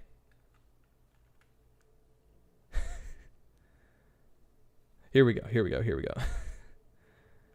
I can't believe that. I was like, look at how close the image looks. It's identical. Where's the Monarch at? It's right up here. Here we go. Now I can do this. There. I didn't even look at the comments. The comments are probably like, dude, you're comparing both the Instagram photos. Just got here, but I'm going to start watching from the beginning. Oh, thank you. Guy74 for the 5. Yeah, if you're just getting here, we go from all the way from Kansas to where Brian gets back to Northport by himself. So thank you for joining the stream. Definitely catch back up to the end. Someone also just mentioned the length of hair. So that's something we could dive into right now. Lee says, is there a mark on her face in the picture? And I don't see, let me go back to full screen in a moment, but you guys are set on this. You guys probably don't need to see any more proof that this is where we are in this photo. It is right here outside of this place called the Monarch in Ogden, Utah. One interesting thing though, now that I'm scrubbing through this, these are kind of taken from far away. She obviously could have put makeup on, but this is a very blurry photo. So I don't know. Oh, and Frank came back through. So Frank is the, I believe, computer programmer. He says, I just tested Instagram time and it looks like it's using GTM for its time base. That would be 6 hours earlier in Moab. Frank. So you're saying all the photos would be 6 hours earlier on my timeline? Because that would put them at like weird times. Frank, reach out to me on Twitter or something, or email. My email's in my about section on my YouTube page. Let's chat. I'm curious. Now that I'm talking to someone that potentially knows way more than what I'm talking about. Like I said, I'm just speculating, but thank you for looking more into that, Frank. Let's look at the hair length, because I just saw a couple of those comments. and it is interesting to go through. So there's the monarch. Okay, so it was right there all along. Let's look at the hair length. So in this photo, her hair appears to be going like halfway down her chest, halfway down her like bicep, kind of on her arm, along the side. Thank you for linking the Twitter. Let's see. Let's go check a previous post from, let's say, earlier in the trip. She's got it up in a ponytail here, but it's relatively long.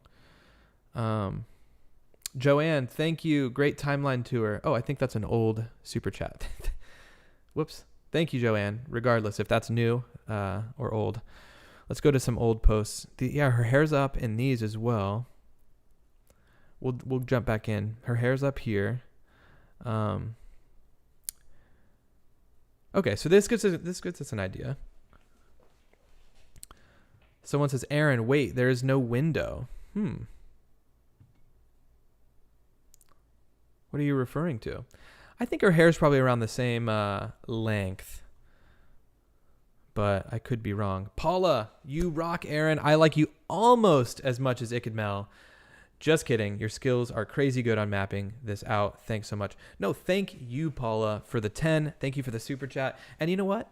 Ikadmel, he is a legit dude, and I've been following him the whole case, and so I really look up to his stream. He had me on his show a couple of times. He's shared some of my videos.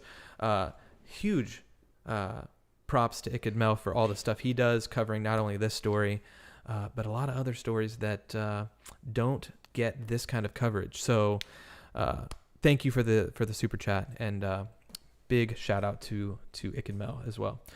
Someone was talking about the window. Excuse me. I don't know if they were talking about a window in this image. Let me go back. Are they talking about over here? Because this is the side of the. I don't know, but this is where we're at here. But anyways, moving on.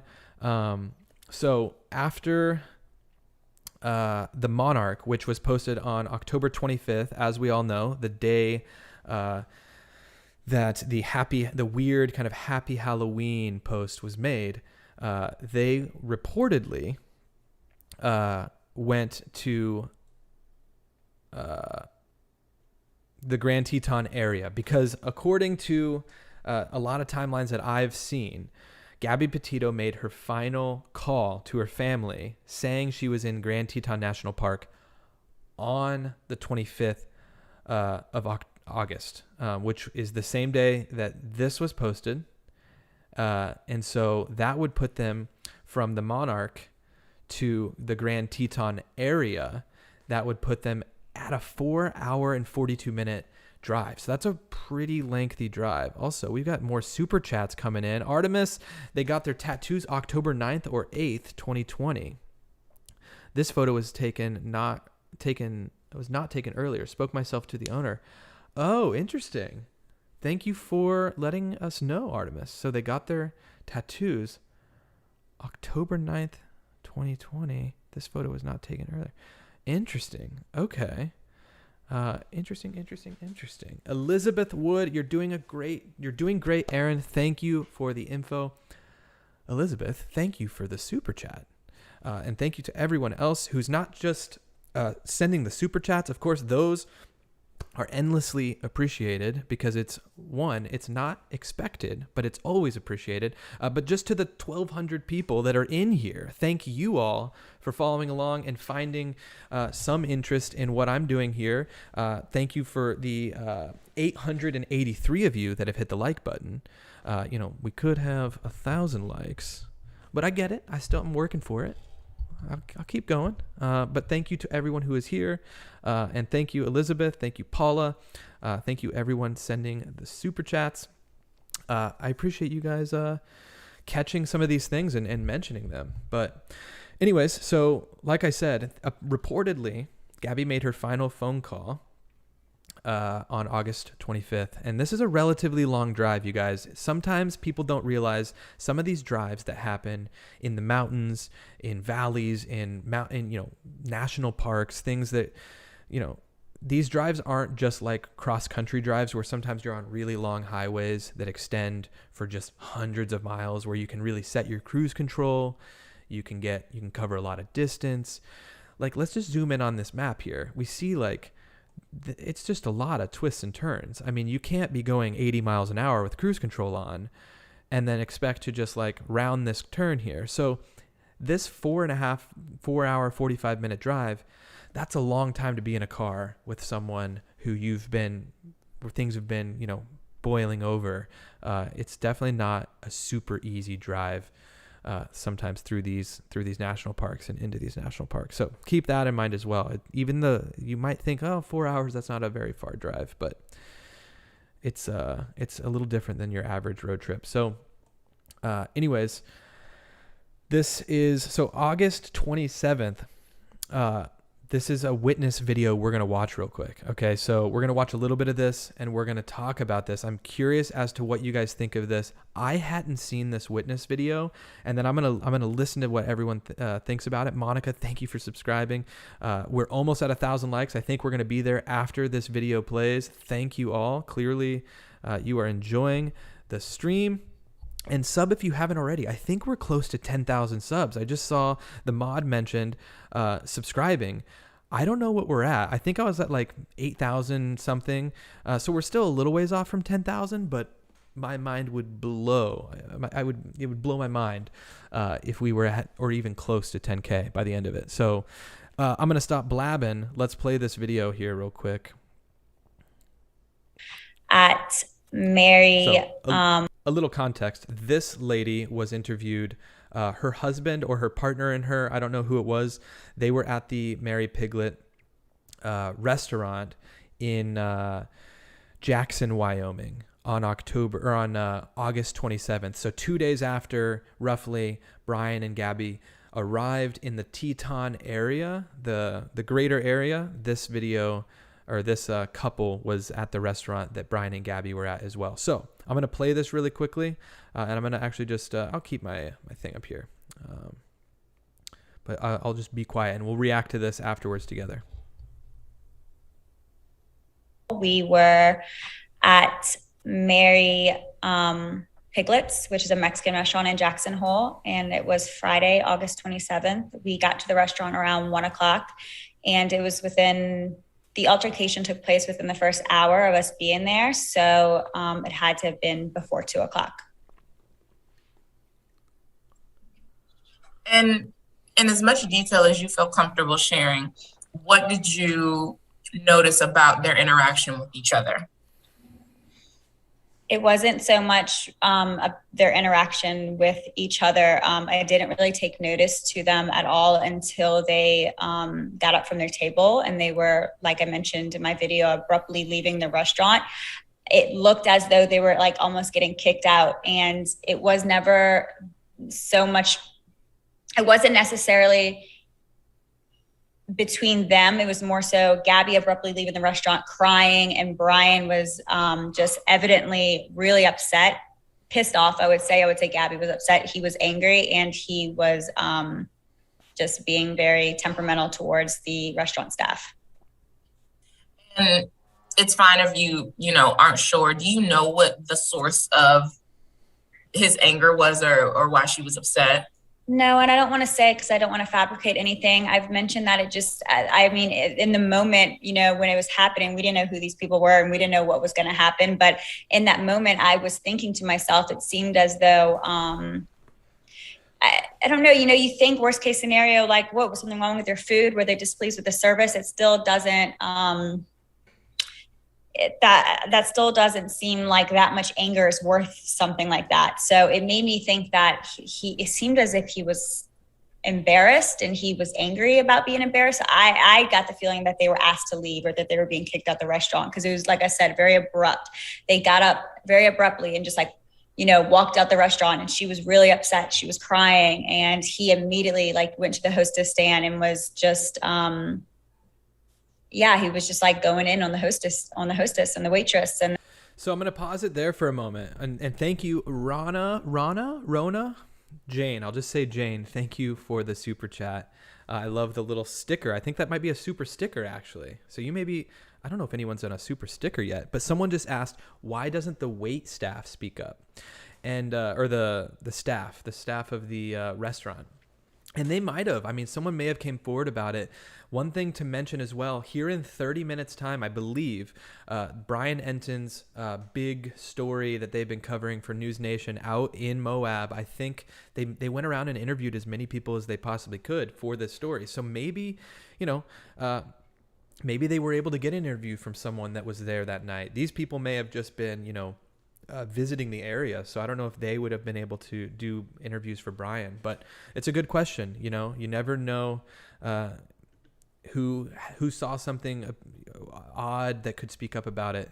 So anyways, let's keep listening. But I found it to be pretty odd how angry she's painting Brian to be. She said he was letting out a lot on the waitstaff as well. So G Nails says, you got a nice voice.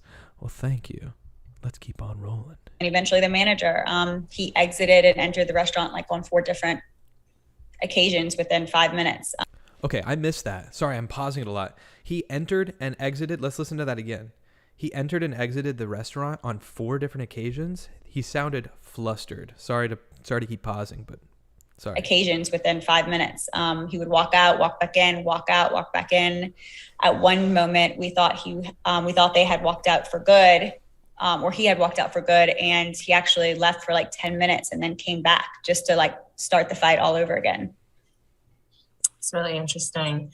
And this is just a confirmation question. You said that you and, I'm not sure your partner were sitting next to them.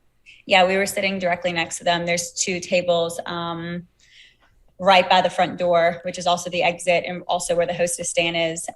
So they were right there. Yeah, we were within like not even a foot of each other.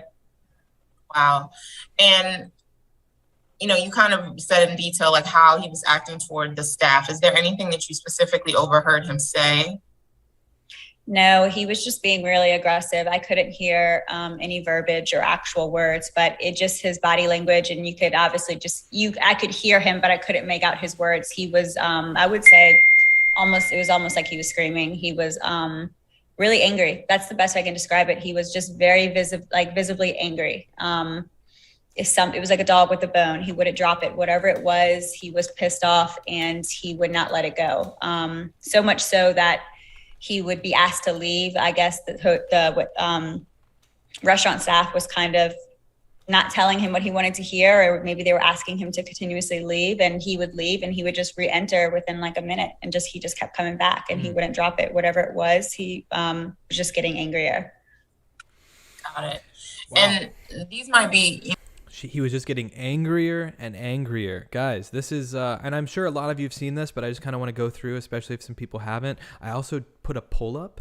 I didn't specify the exact date, but I'm just going to say for at this point in the trip, the day that they had the Mary Piglet incident, August 27th, do you think at this point Brian had possession of Gabby's phone? Also, yes, 25 more likes. Let's blow past 1,000, you guys. There are 1,200 people in here. Thank you so much. Let's get to that 1,000 like mark, and definitely drop a comment on what you guys think in the poll. We're gonna have another poll up later, but I figure that's a pretty good one now. So let me know what you guys think of that, and then we'll listen to this a bit more. But yeah, he was so angry. It's pretty wild. Granular details, but if you remember at all, how did the 2 of them look? Did they look normal for all intents and purposes, or was anything off? Like I said, I didn't really take notice to them, in the midst of them eating, or I just took notice of them when they were leaving. And in that moment, Gabby reminded me a lot of how she seemed in that body cam video of the cop. She just seemed distraught. She seemed really upset. She was emotional. She was crying. She seemed kind of embarrassed. At one point, she walked back into the restaurant on one of his attempts to walk back in. I think she followed him and was trying to I think, get him to leave and like drop the situation. I think she was being like apologetic towards the restaurant staff for his behavior. Like she just kind of wanted to. Sorry to pause. She was apologetic. That's so many signs. I've seen so many people that are, fluent in knowing about domestic violence and those kinds of incidents. And apparently it's very, very common for the person that is a victim of domestic violence to be apologetic all the time on behalf of the person that is the abuser, the person doing the abusing. Anyways, continuing this sign, DV sign, exactly. Also, someone asked mentioned that this was confirmed. This was definitely confirmed. I read an article that the restaurant verified that this girl was there, and indeed, she is telling the truth. Lydia mentioned it again, that she is telling the truth, verified, yep. George says she's lying. She's blinking way too much and not making eye contact.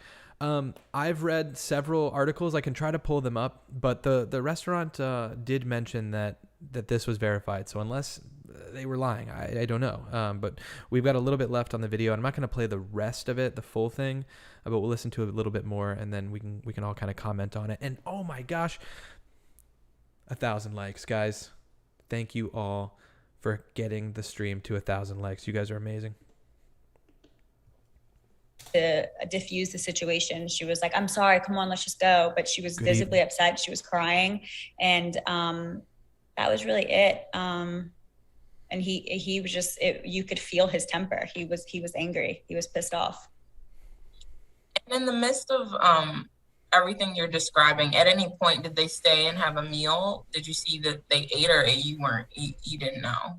I'm not positive. All I remember is that they were sitting at the table directly next to us. We were eating. We were in the middle of our meal. We weren't paying attention to anybody else around us. We only took notice of them when they got up and were leaving. I'm almost positive that they were eating, because I remember questioning, did they even pay? Did they even get the bill? Did they, it was so fast. They just, our waitress was also their waitress. We shared a waitress, and she was visibly upset. So I know that she was a part of it. She has to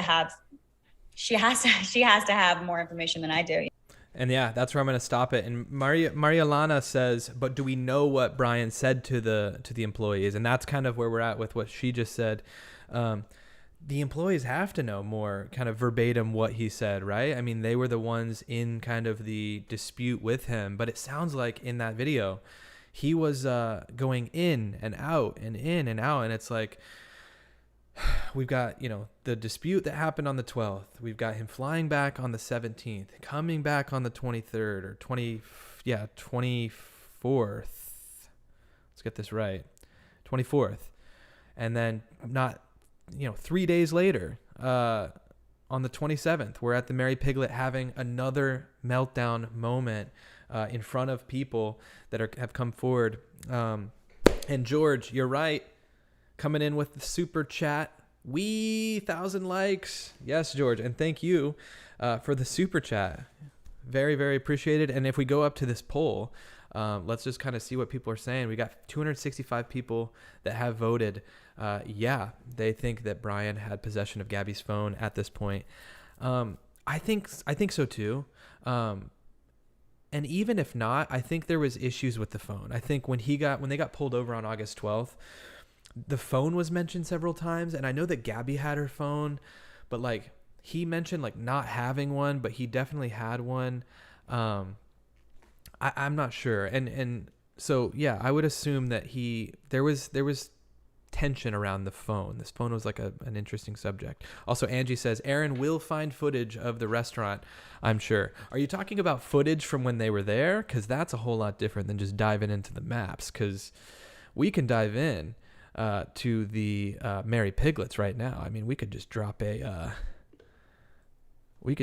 thing right inside the Mary Piglets if we wanted to. Look at this. This is what it looked like inside the Mary Piglets. So let's look around there in a second. Woohoo! Super chats. You are amazing. Thank you, Alice. Yeah, this is the first day that I've had super chats enabled on the channel, and so many people have been so kind to send a few super chats over. Also, someone asked about ASMR, and I just wanted to say ASMR is autonomous sensory meridian response. It has to do with like talking very calmly and softly to get a trigger a response in the head of the listener, the ears of the listener. Especially if you have headphones on, you can trigger those responses. I don't know much about it though, but Allison, thanks for the super chat. So I'm not going to be able to get footage from inside Angie, but I am able to get this, and let me like zoom back out. I am able to get this photo from inside the Mary Piglet. And if Brian was in fact going up to the hostess back and forth between the front, the outside and the inside of the restaurant, it's safe to imagine or safe to assume that this is the entrance to the restaurant. And then this is where you would pay, or where the hostess or the greeter, whatever it would be called, would sit down or would be there to sit you down, right?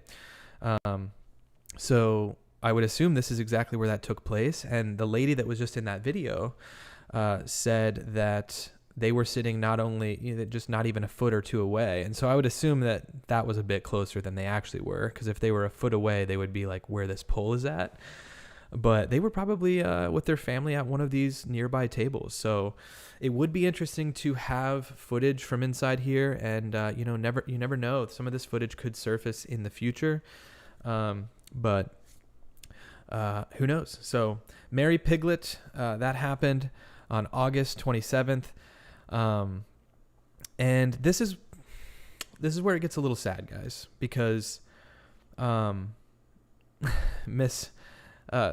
on, we've got someone saying they're grabbing their popcorn. I hope if you did just join, also for anyone who joined late in the stream, please go back and watch the beginning of the stream if you are at all interested in diving into each place that they went and the distances in between, the posts that came out on Gabby's timeline. Please go back or share it with friends that you think might be interested. But Lily says, hi, Aaron, do you know how to do satellite footage for a particular day? Great channel. So that's another thing that I'm going to reach out to some people on. So real quick, before we get into, I was about to go into a deep moment here, but satellite footage is an interesting thing because you have images like this that are taken. These are really clear images. Like this could be one of your guys' houses, and it would be very creepy if this was one of your houses. If any of you are in Ogden, Utah, and I just so happen to zoom in on your home, I'm so sorry. I didn't do it on purpose. But satellite images, apparently when they're taken for Google Earth and Google Maps like this, are taken by low-level planes, not just satellites. I think there are a big batch of photos that come in from satellites for like information that is like way high, like this is like satellite. But when you dive in deep and you're like super low, to a surface, a lot of these are low-level planes that take these satellite images. So Lily poses a good question do you think they had satellite images from that particular day? And yes, satellite imagery is constantly coming in. There's constantly satellites flying over, taking images of the Earth. The thing about that is those images, you can't just get on a thing like Google Earth and find those. You have to request that, and sometimes you have to go through the company to be able to find that. And that's actually one thing that's happening with the Crystal and Kylan case right now, is that they are trying to pull satellite footage from, the 12th of August through the 18th, roughly, from when they were found, to be able to try to pinpoint if there was a van or a car or anything that would hint at being able to find the creepy man that was outside their campsite. So for those of you who aren't familiar with that case, go check it out. But yes, it would be interesting to request and to be able to get some footage that was like legitimately from the same day. And I'm sure that the FBI is all over that already for looking at footage from the campsite where Gabby ended up being found. So that I'm sure the FBI has already gone through. DIY, thank you for the $4.99. That rhymed. All of that rhymed. Thank you, DIY. Thank you so much. I appreciate that. But yeah, and some people say it's creepy that there's constantly satellite images being taken. Like I said, those are so much less in terms of like resolution. You can't, they're not just like creeping on us. They're not looking at our watches to see what we're texting people on our Apple Watches. They're not. It's very much harder. You're not getting as strong of an image from a satellite image. Now, there may be some high-tech stuff that we don't know about that's going on, but you never know. Also, Juicebox, thank you. You reminded me. That's a good point. So don't forget, if you do super chat me, I know DIY just sent a nice little super chat, which was very much appreciated. But if you want to ask me a specific question, the super chat is a great way to do that. Sometimes I miss your guys' questions because the chat, even though it's not going super fast, sometimes I look away, and when I come back, it's in a whole nother spot. Like I didn't even notice Pepperjack's comment about the REI place. So if you really want me to read something, that's a surefire way of having me do it. Thanks for the reminder there, Juicebox. But anyways, guys, so this is what I was just about to get into, and that is, and we're kind of getting to this point now because we're on August 27th, and that incident, based on that witness's report about how angry Brian was after they got kicked out of the Mary Piglet, that leads me to believe that Gabby likely died very shortly after. Unfortunately, we're at that point in the timeline that we have to talk about when we think Gabby passed away. And we all know that Brian returned back to Florida on September 1st. So that would mean that from August 27th to September 1st is only 4 or 5 days. So between August 27th, where Gabby was alive at the Mary Piglet, to right here on the map, which is where roughly Gabby was found, somewhere in this 39 miles between Mary Piglet and where she passed away, somewhere between August 27th and September 1st, she was killed. So I'm just going to ask in the poll, I'm going to end this poll about the possession of Gabby's phone. I'm going to do one more poll for the stream, and I'm going to ask you guys one more question. So let me see. Let's get a new poll.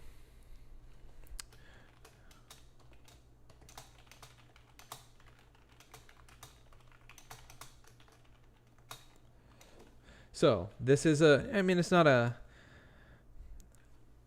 I'm just curious because I know some people are speculating, and I already see Amy's comment. The question is, and I would love for as many people that are in here to comment on this one, because I'm very curious about this one. Based on that witness report of the Mary Piglet on August 27th, how mad Brian was, how distraught Gabby was. She was crying. She was apologetic. Do you think she was killed on the evening of the 27th? That's the biggest question I have, is like, when did this happen? Because I'm going to let people kind of hit this poll, and I'll come back to it. And look, it could have been a day or two later. We don't know. They could have just gone back and argued, worked through it, whatever. But we do know in the grand scheme of things that Brian, or in the entire timeline, Brian got back to Northport on September 1st to his parents' house. So if we look at the map, this is the last part of the maps that we're looking at today. We're talking about 36 hours, 35 hours. So it's that's a long drive, 2,365 miles from Grand Teton National Park all the way to, and I actually have his parents' address plugged in here, literally to his parents' front door in Northport. And that's their address. I mean, this is public information at this point. It is 2,365 miles. So I think it had to have happened the 27th or 28th, because unless even if he drove through the night, I think that this took him longer than people think. This took him well over a day and a half. She was killed when the family recorded the van parked with the GoPro, says Mariana. I'm sorry, I'm butchering the name.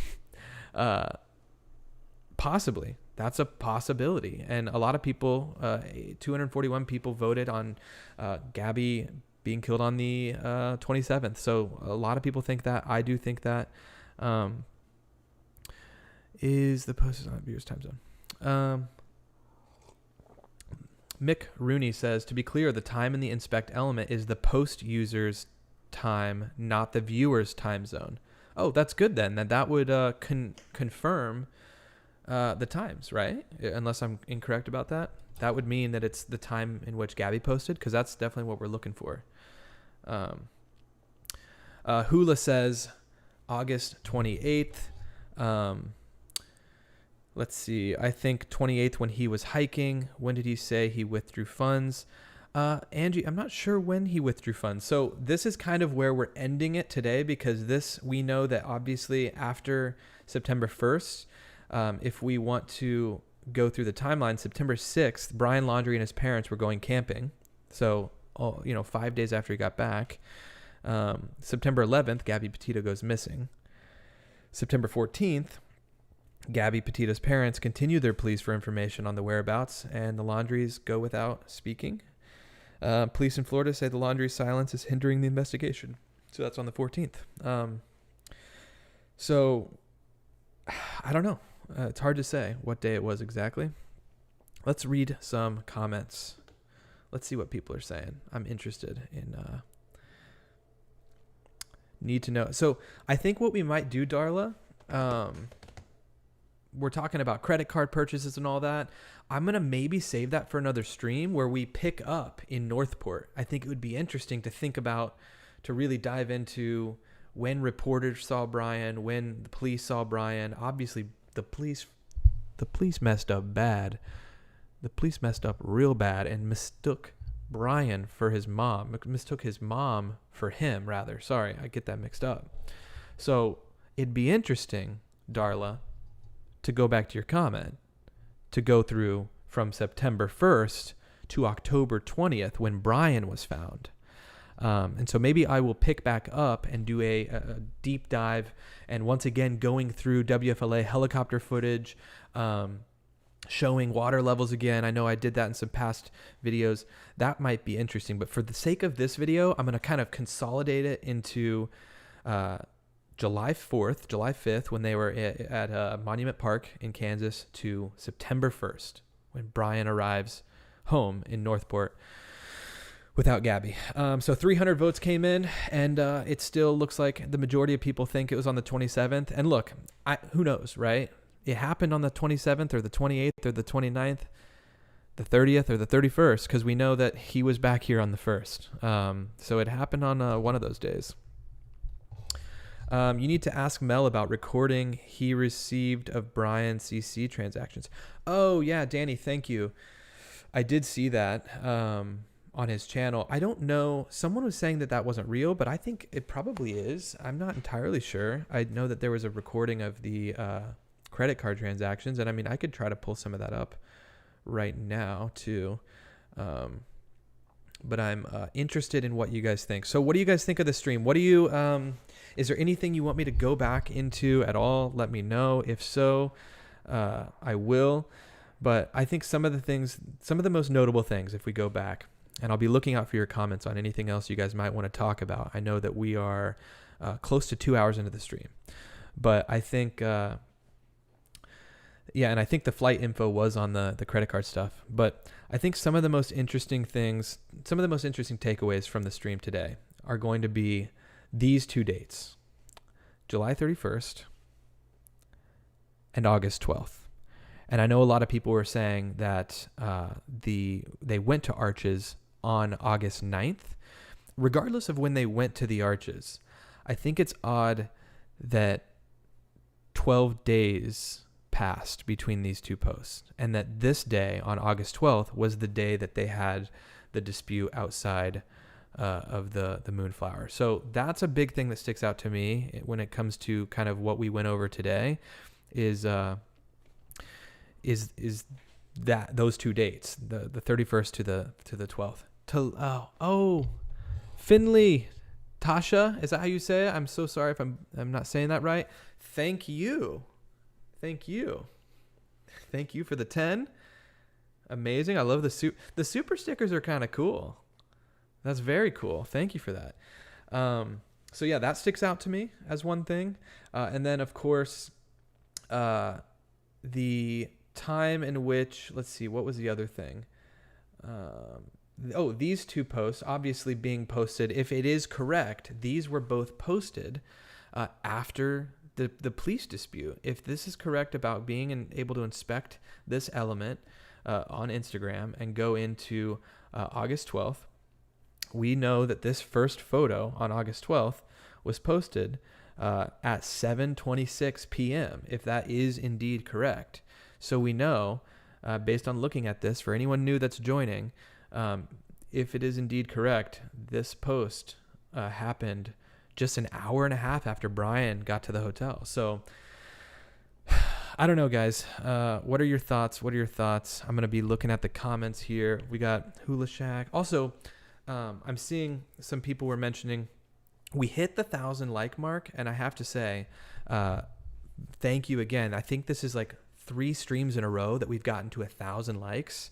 So massive thanks to that. But to the people that are still in here, consider hitting the subscribe button, because I'm going to be doing more videos, not only on the Brian and Gabby case, but I'm going to be doing some new cases or some new videos, standalone videos that are stories that I have for you guys. Some stories that I think are interesting, that I think you guys might also find interesting. So consider hitting subscribe. The like button is very important, though, in getting the YouTube channel out into the algorithm.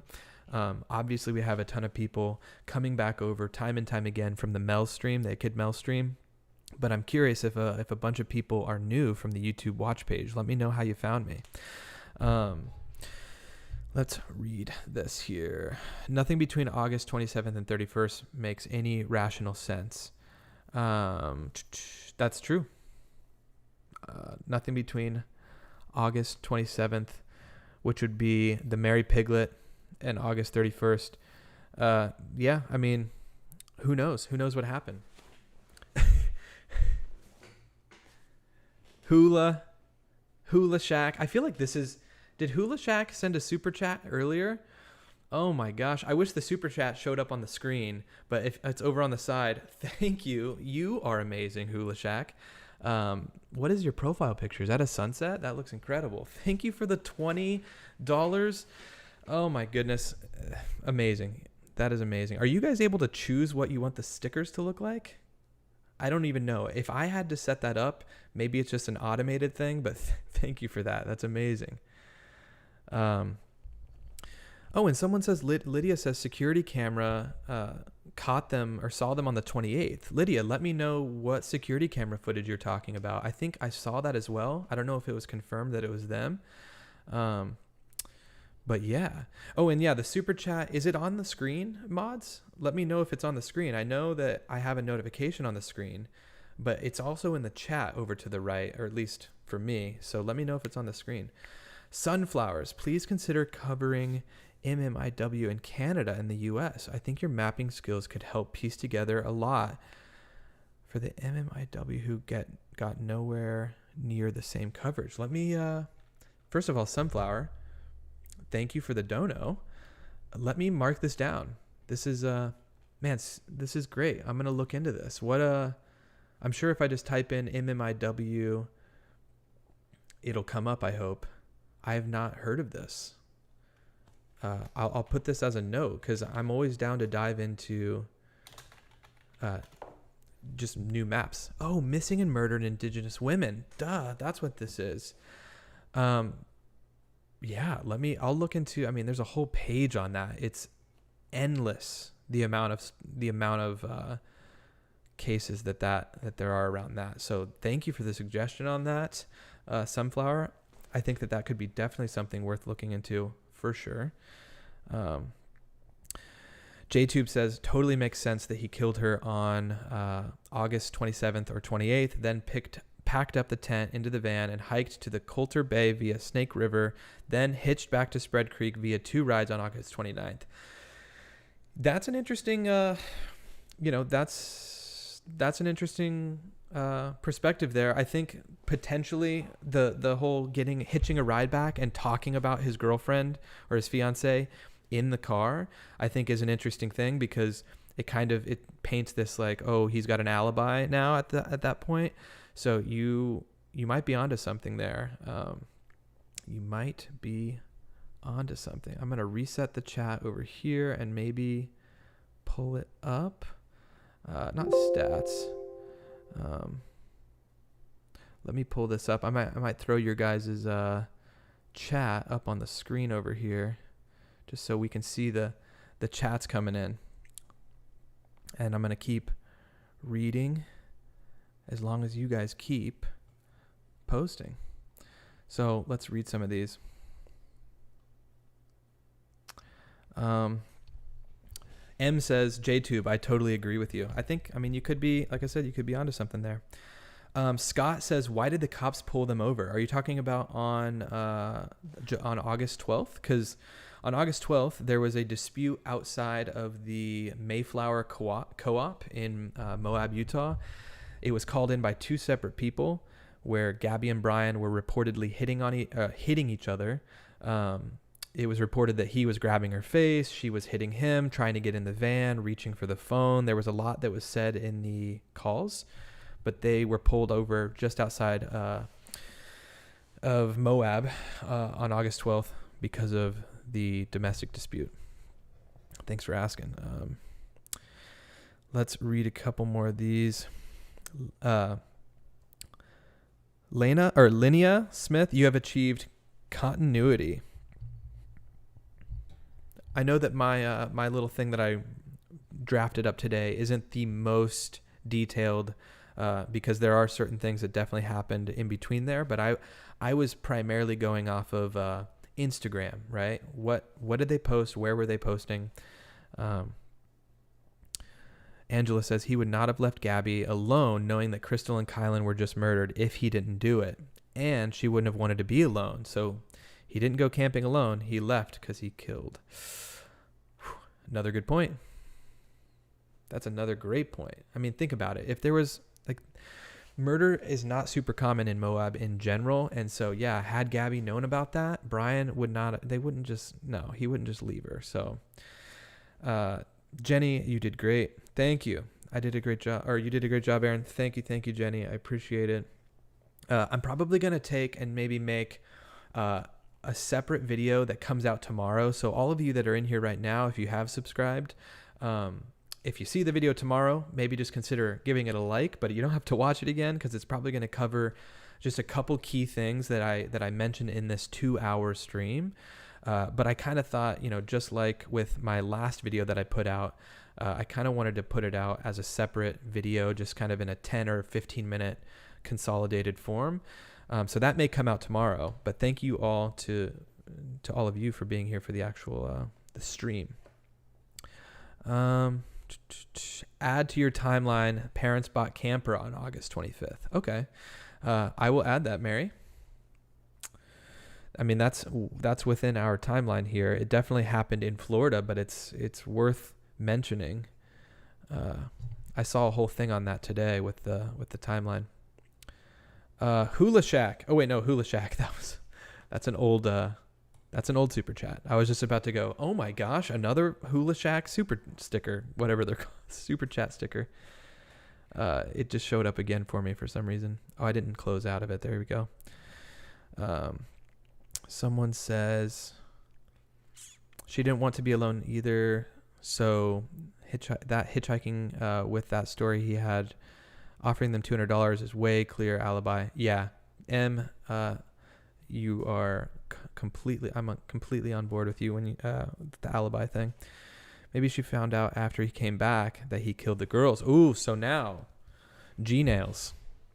We're getting into speculation territory, which is completely allowed on this channel. I will say, you can speculate. We can dive deep and think, what if Brian did have anything to do with the double murder in just outside Moab.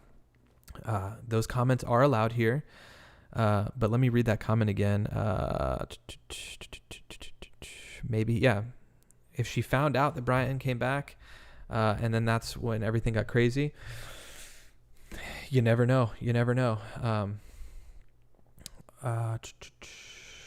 I'm gonna go to, I don't know if you guys can even see the chat or if it's good enough quality on your end. It doesn't look like it's showing up for me, very legible. Someone said, I also found it confusing because an alleged previous coworker of Brian's at Publix stated his parents were divorcing. Maybe Brian's dad was buying a camper for himself. Possibly. Austin says, keep up the great work. Also, Austin, I feel like I saw your chats throughout. Thanks for stopping by. I feel like you're a new name in the chat, unless I just haven't seen you. Thank you for joining. Thanks to all the new subscribers, all the new viewers. Thanks for stopping by.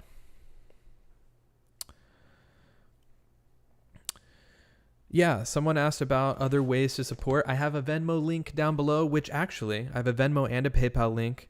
It is 100% not, you do not have to do that, but if you feel so inclined, that is another way besides Super Chat. And I have to say thank you to Sandy for the Venmo. I'm going to go ahead and like your post on Venmo and say, thanks, Sandy. And I'm going to send it to you.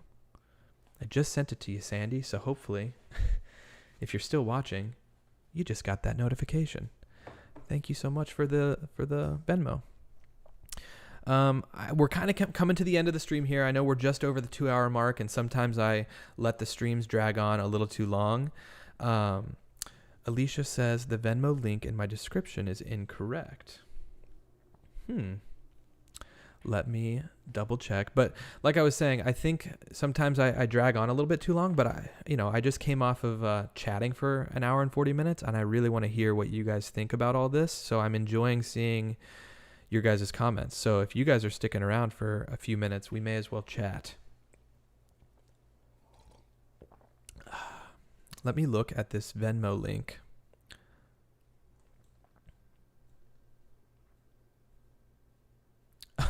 It's Aaron Mel.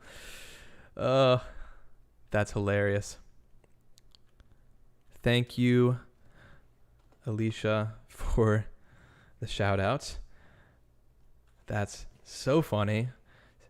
I feel like that was it's like, anyways, that's updated now, but like I said, not something you guys have to do by any means, but it is endlessly appreciated. YouTube takes 30% of super chats. Yes, they do. That is okay though. Is your camera still getting hot? No, I don't think so. No, I don't think it's hot right now. I don't think people could really see their names on the thing. I don't think the quality was good enough anyway, so I'm going to move this back over here. Okay. I'm going to keep reading your comments though, and I'm going to post,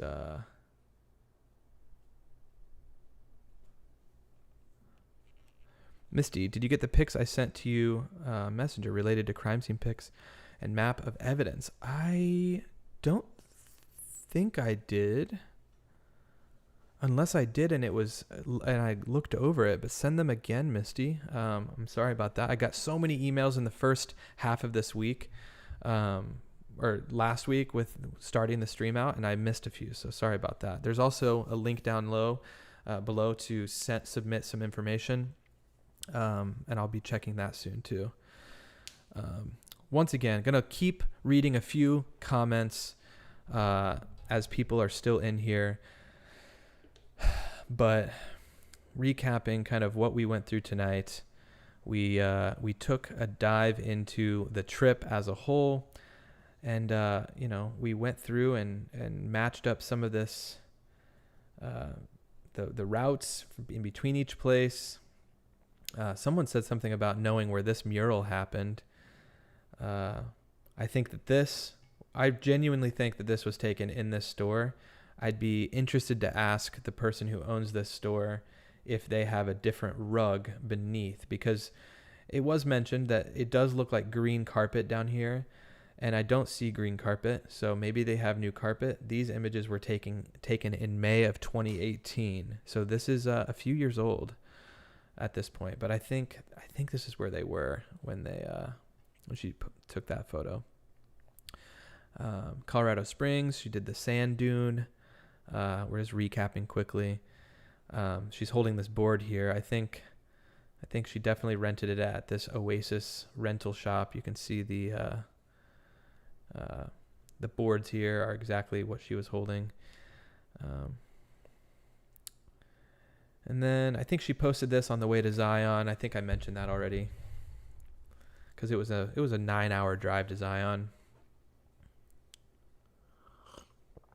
Look outside the bead shop. Hey, disc golf. I remember you. Yeah, I'll go back outside the bead shop real quick. It's right next to where they ate. So the bead shop is right here. Silver Sparrow Beads. If I go full screen, and they were reportedly at this Slice 420, which is a pizza joint, right here, Colorado. Oh no, that's Colorado shop. Kathy coming in clutch. Kathy Lewis with just a super chat saying nothing. Kathy, thank you.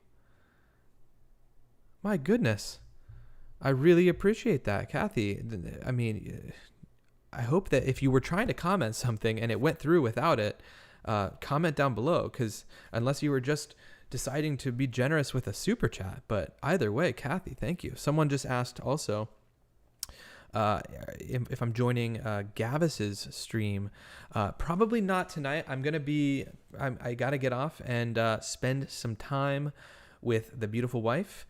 She had the day off today, and we went out and had dinner before the stream. It was wonderful, and she just got me tea a little bit ago. So I'm going to go spend some time with her, maybe watch, I think Gilmore Girls is what she's been watching a lot of, so we'll do that. Holly says, I'm going to keep asking for a map mulling of Spread Creek to Coulter Bay. Spread Creek to Coulter Bay. Holly says, let's do that while we're just chilling. There's still some people around. I'm mulling over. I'm not ending the stream, I guess, but I never had a definitive end. I'm definitely not going to go past 10, so 15 minutes max, but let's go to Spread Creek for Holly. And Kathy, thanks again for the dono. It super appreciated. Me and hubby, Joe, are big fans. Well, thank you, Kathy. I feel like I've seen you in the chat before, so good to see you back. Let's go to the chat, and we're going to go to Grand Teton. We're going to go specifically to where Gabby was found in Spread Creek, which is roughly right here. Hopefully this is large enough. Yes, it should be. And then we're going to go to Coulter Bay. So we're going to do that for Holly. Oh, Artemis Arrow, will you be joining Gavis's stream later? I don't think so. Thank you for asking. Was he asking if I could join, or was he inviting some people over? Let me know if he was asking me to be on. I mean, Roxanne, and thank you, Artemis, for the 2. Roxanne, love all your lives. Thank you, Aaron. Roxanne, thank you. Thank you for the $2 or the $4.99. And thanks for coming by the streams and watching the videos. Thanks for subscribing. Thanks for all of it.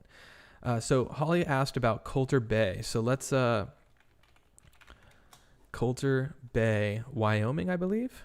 So let's map it out from Spread Creek to Coulter Bay. So this is for you, Holly.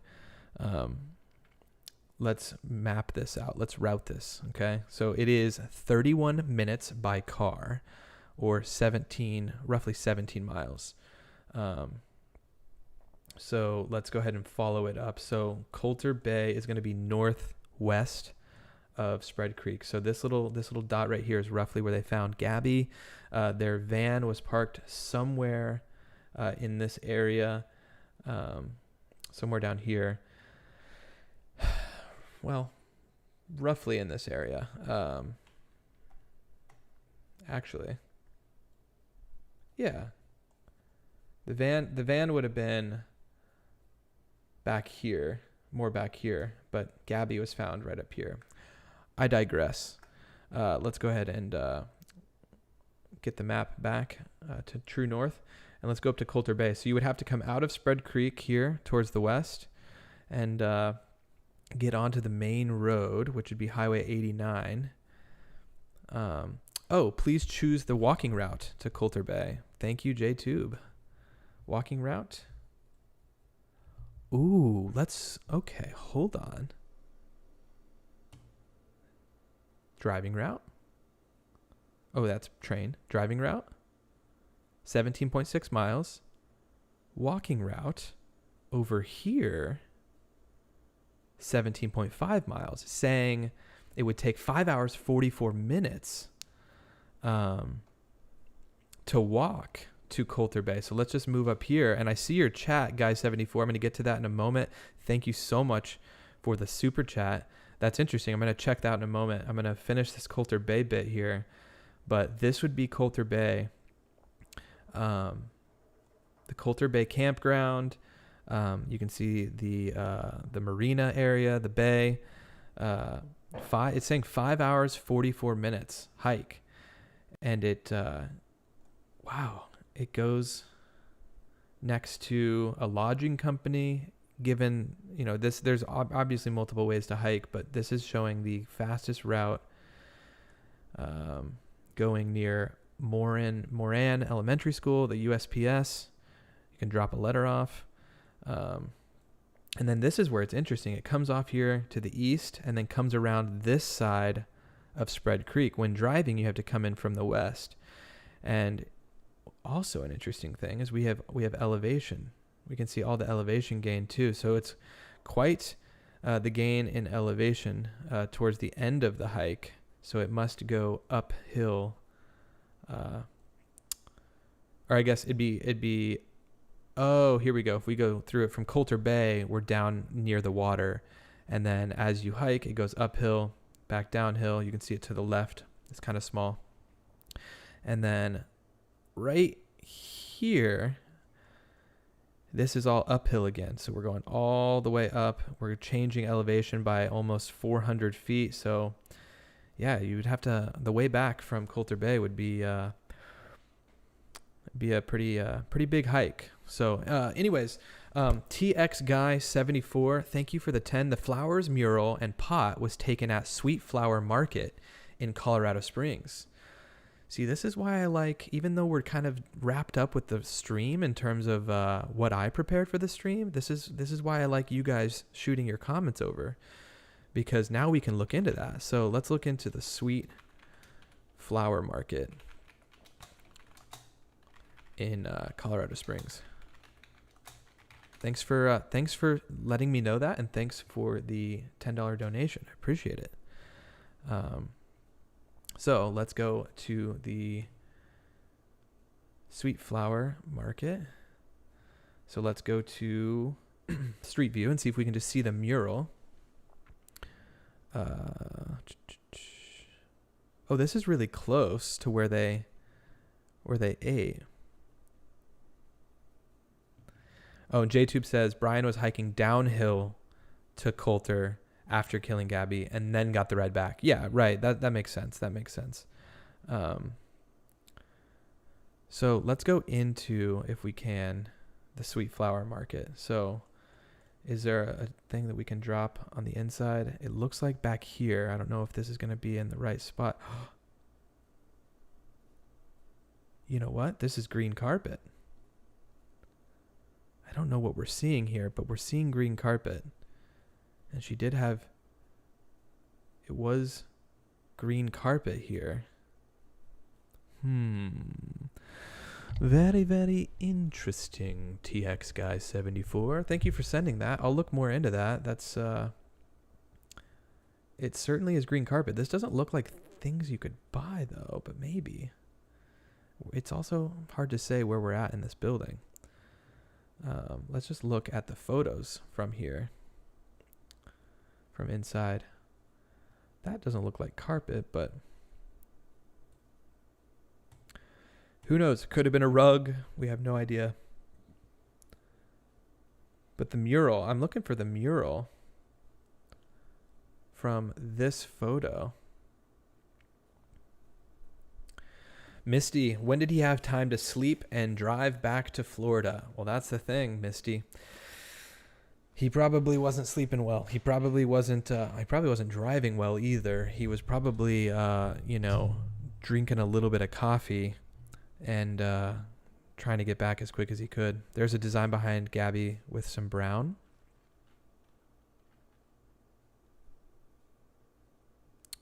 Talking about this brown right here. Yeah, curious citizen. I think that you're onto something there. On the late 27th, took off, hiked Coulter Bay, established the alibi, and hitched back. Yep. I know I'm on board with the 27th being like potentially the day. But either way, I think you're spot on. Lydia says monster drink. You never know. Dog the bounty hunter found the monster drink. I'm going to quickly look outside in the back for this mural. Once again, want to give a big shout out to the mods. I know my buddy Juice from the Box, he has been stopping by fairly often and just offering his time. He does streaming and content literally full time, in addition to some other things. Streaming, yeah, but he has offered generously his time to help pop in every now and again. And then Alicia, thank you for all of your help with sending me information and just kind of keeping an eye on the chat. Thank you to everyone who is just being very nice in the chat and not causing really any issues. It's appreciated. And I've really enjoyed just kind of like popping into the chat and getting to see what you guys are saying about the case, because like I said, you guys have brought up some interesting points to go over. Gabby's pic in front of the mural is on their Instagram. Are you talking about this mural? Yeah, I'm trying to find where that's at in relation to this building.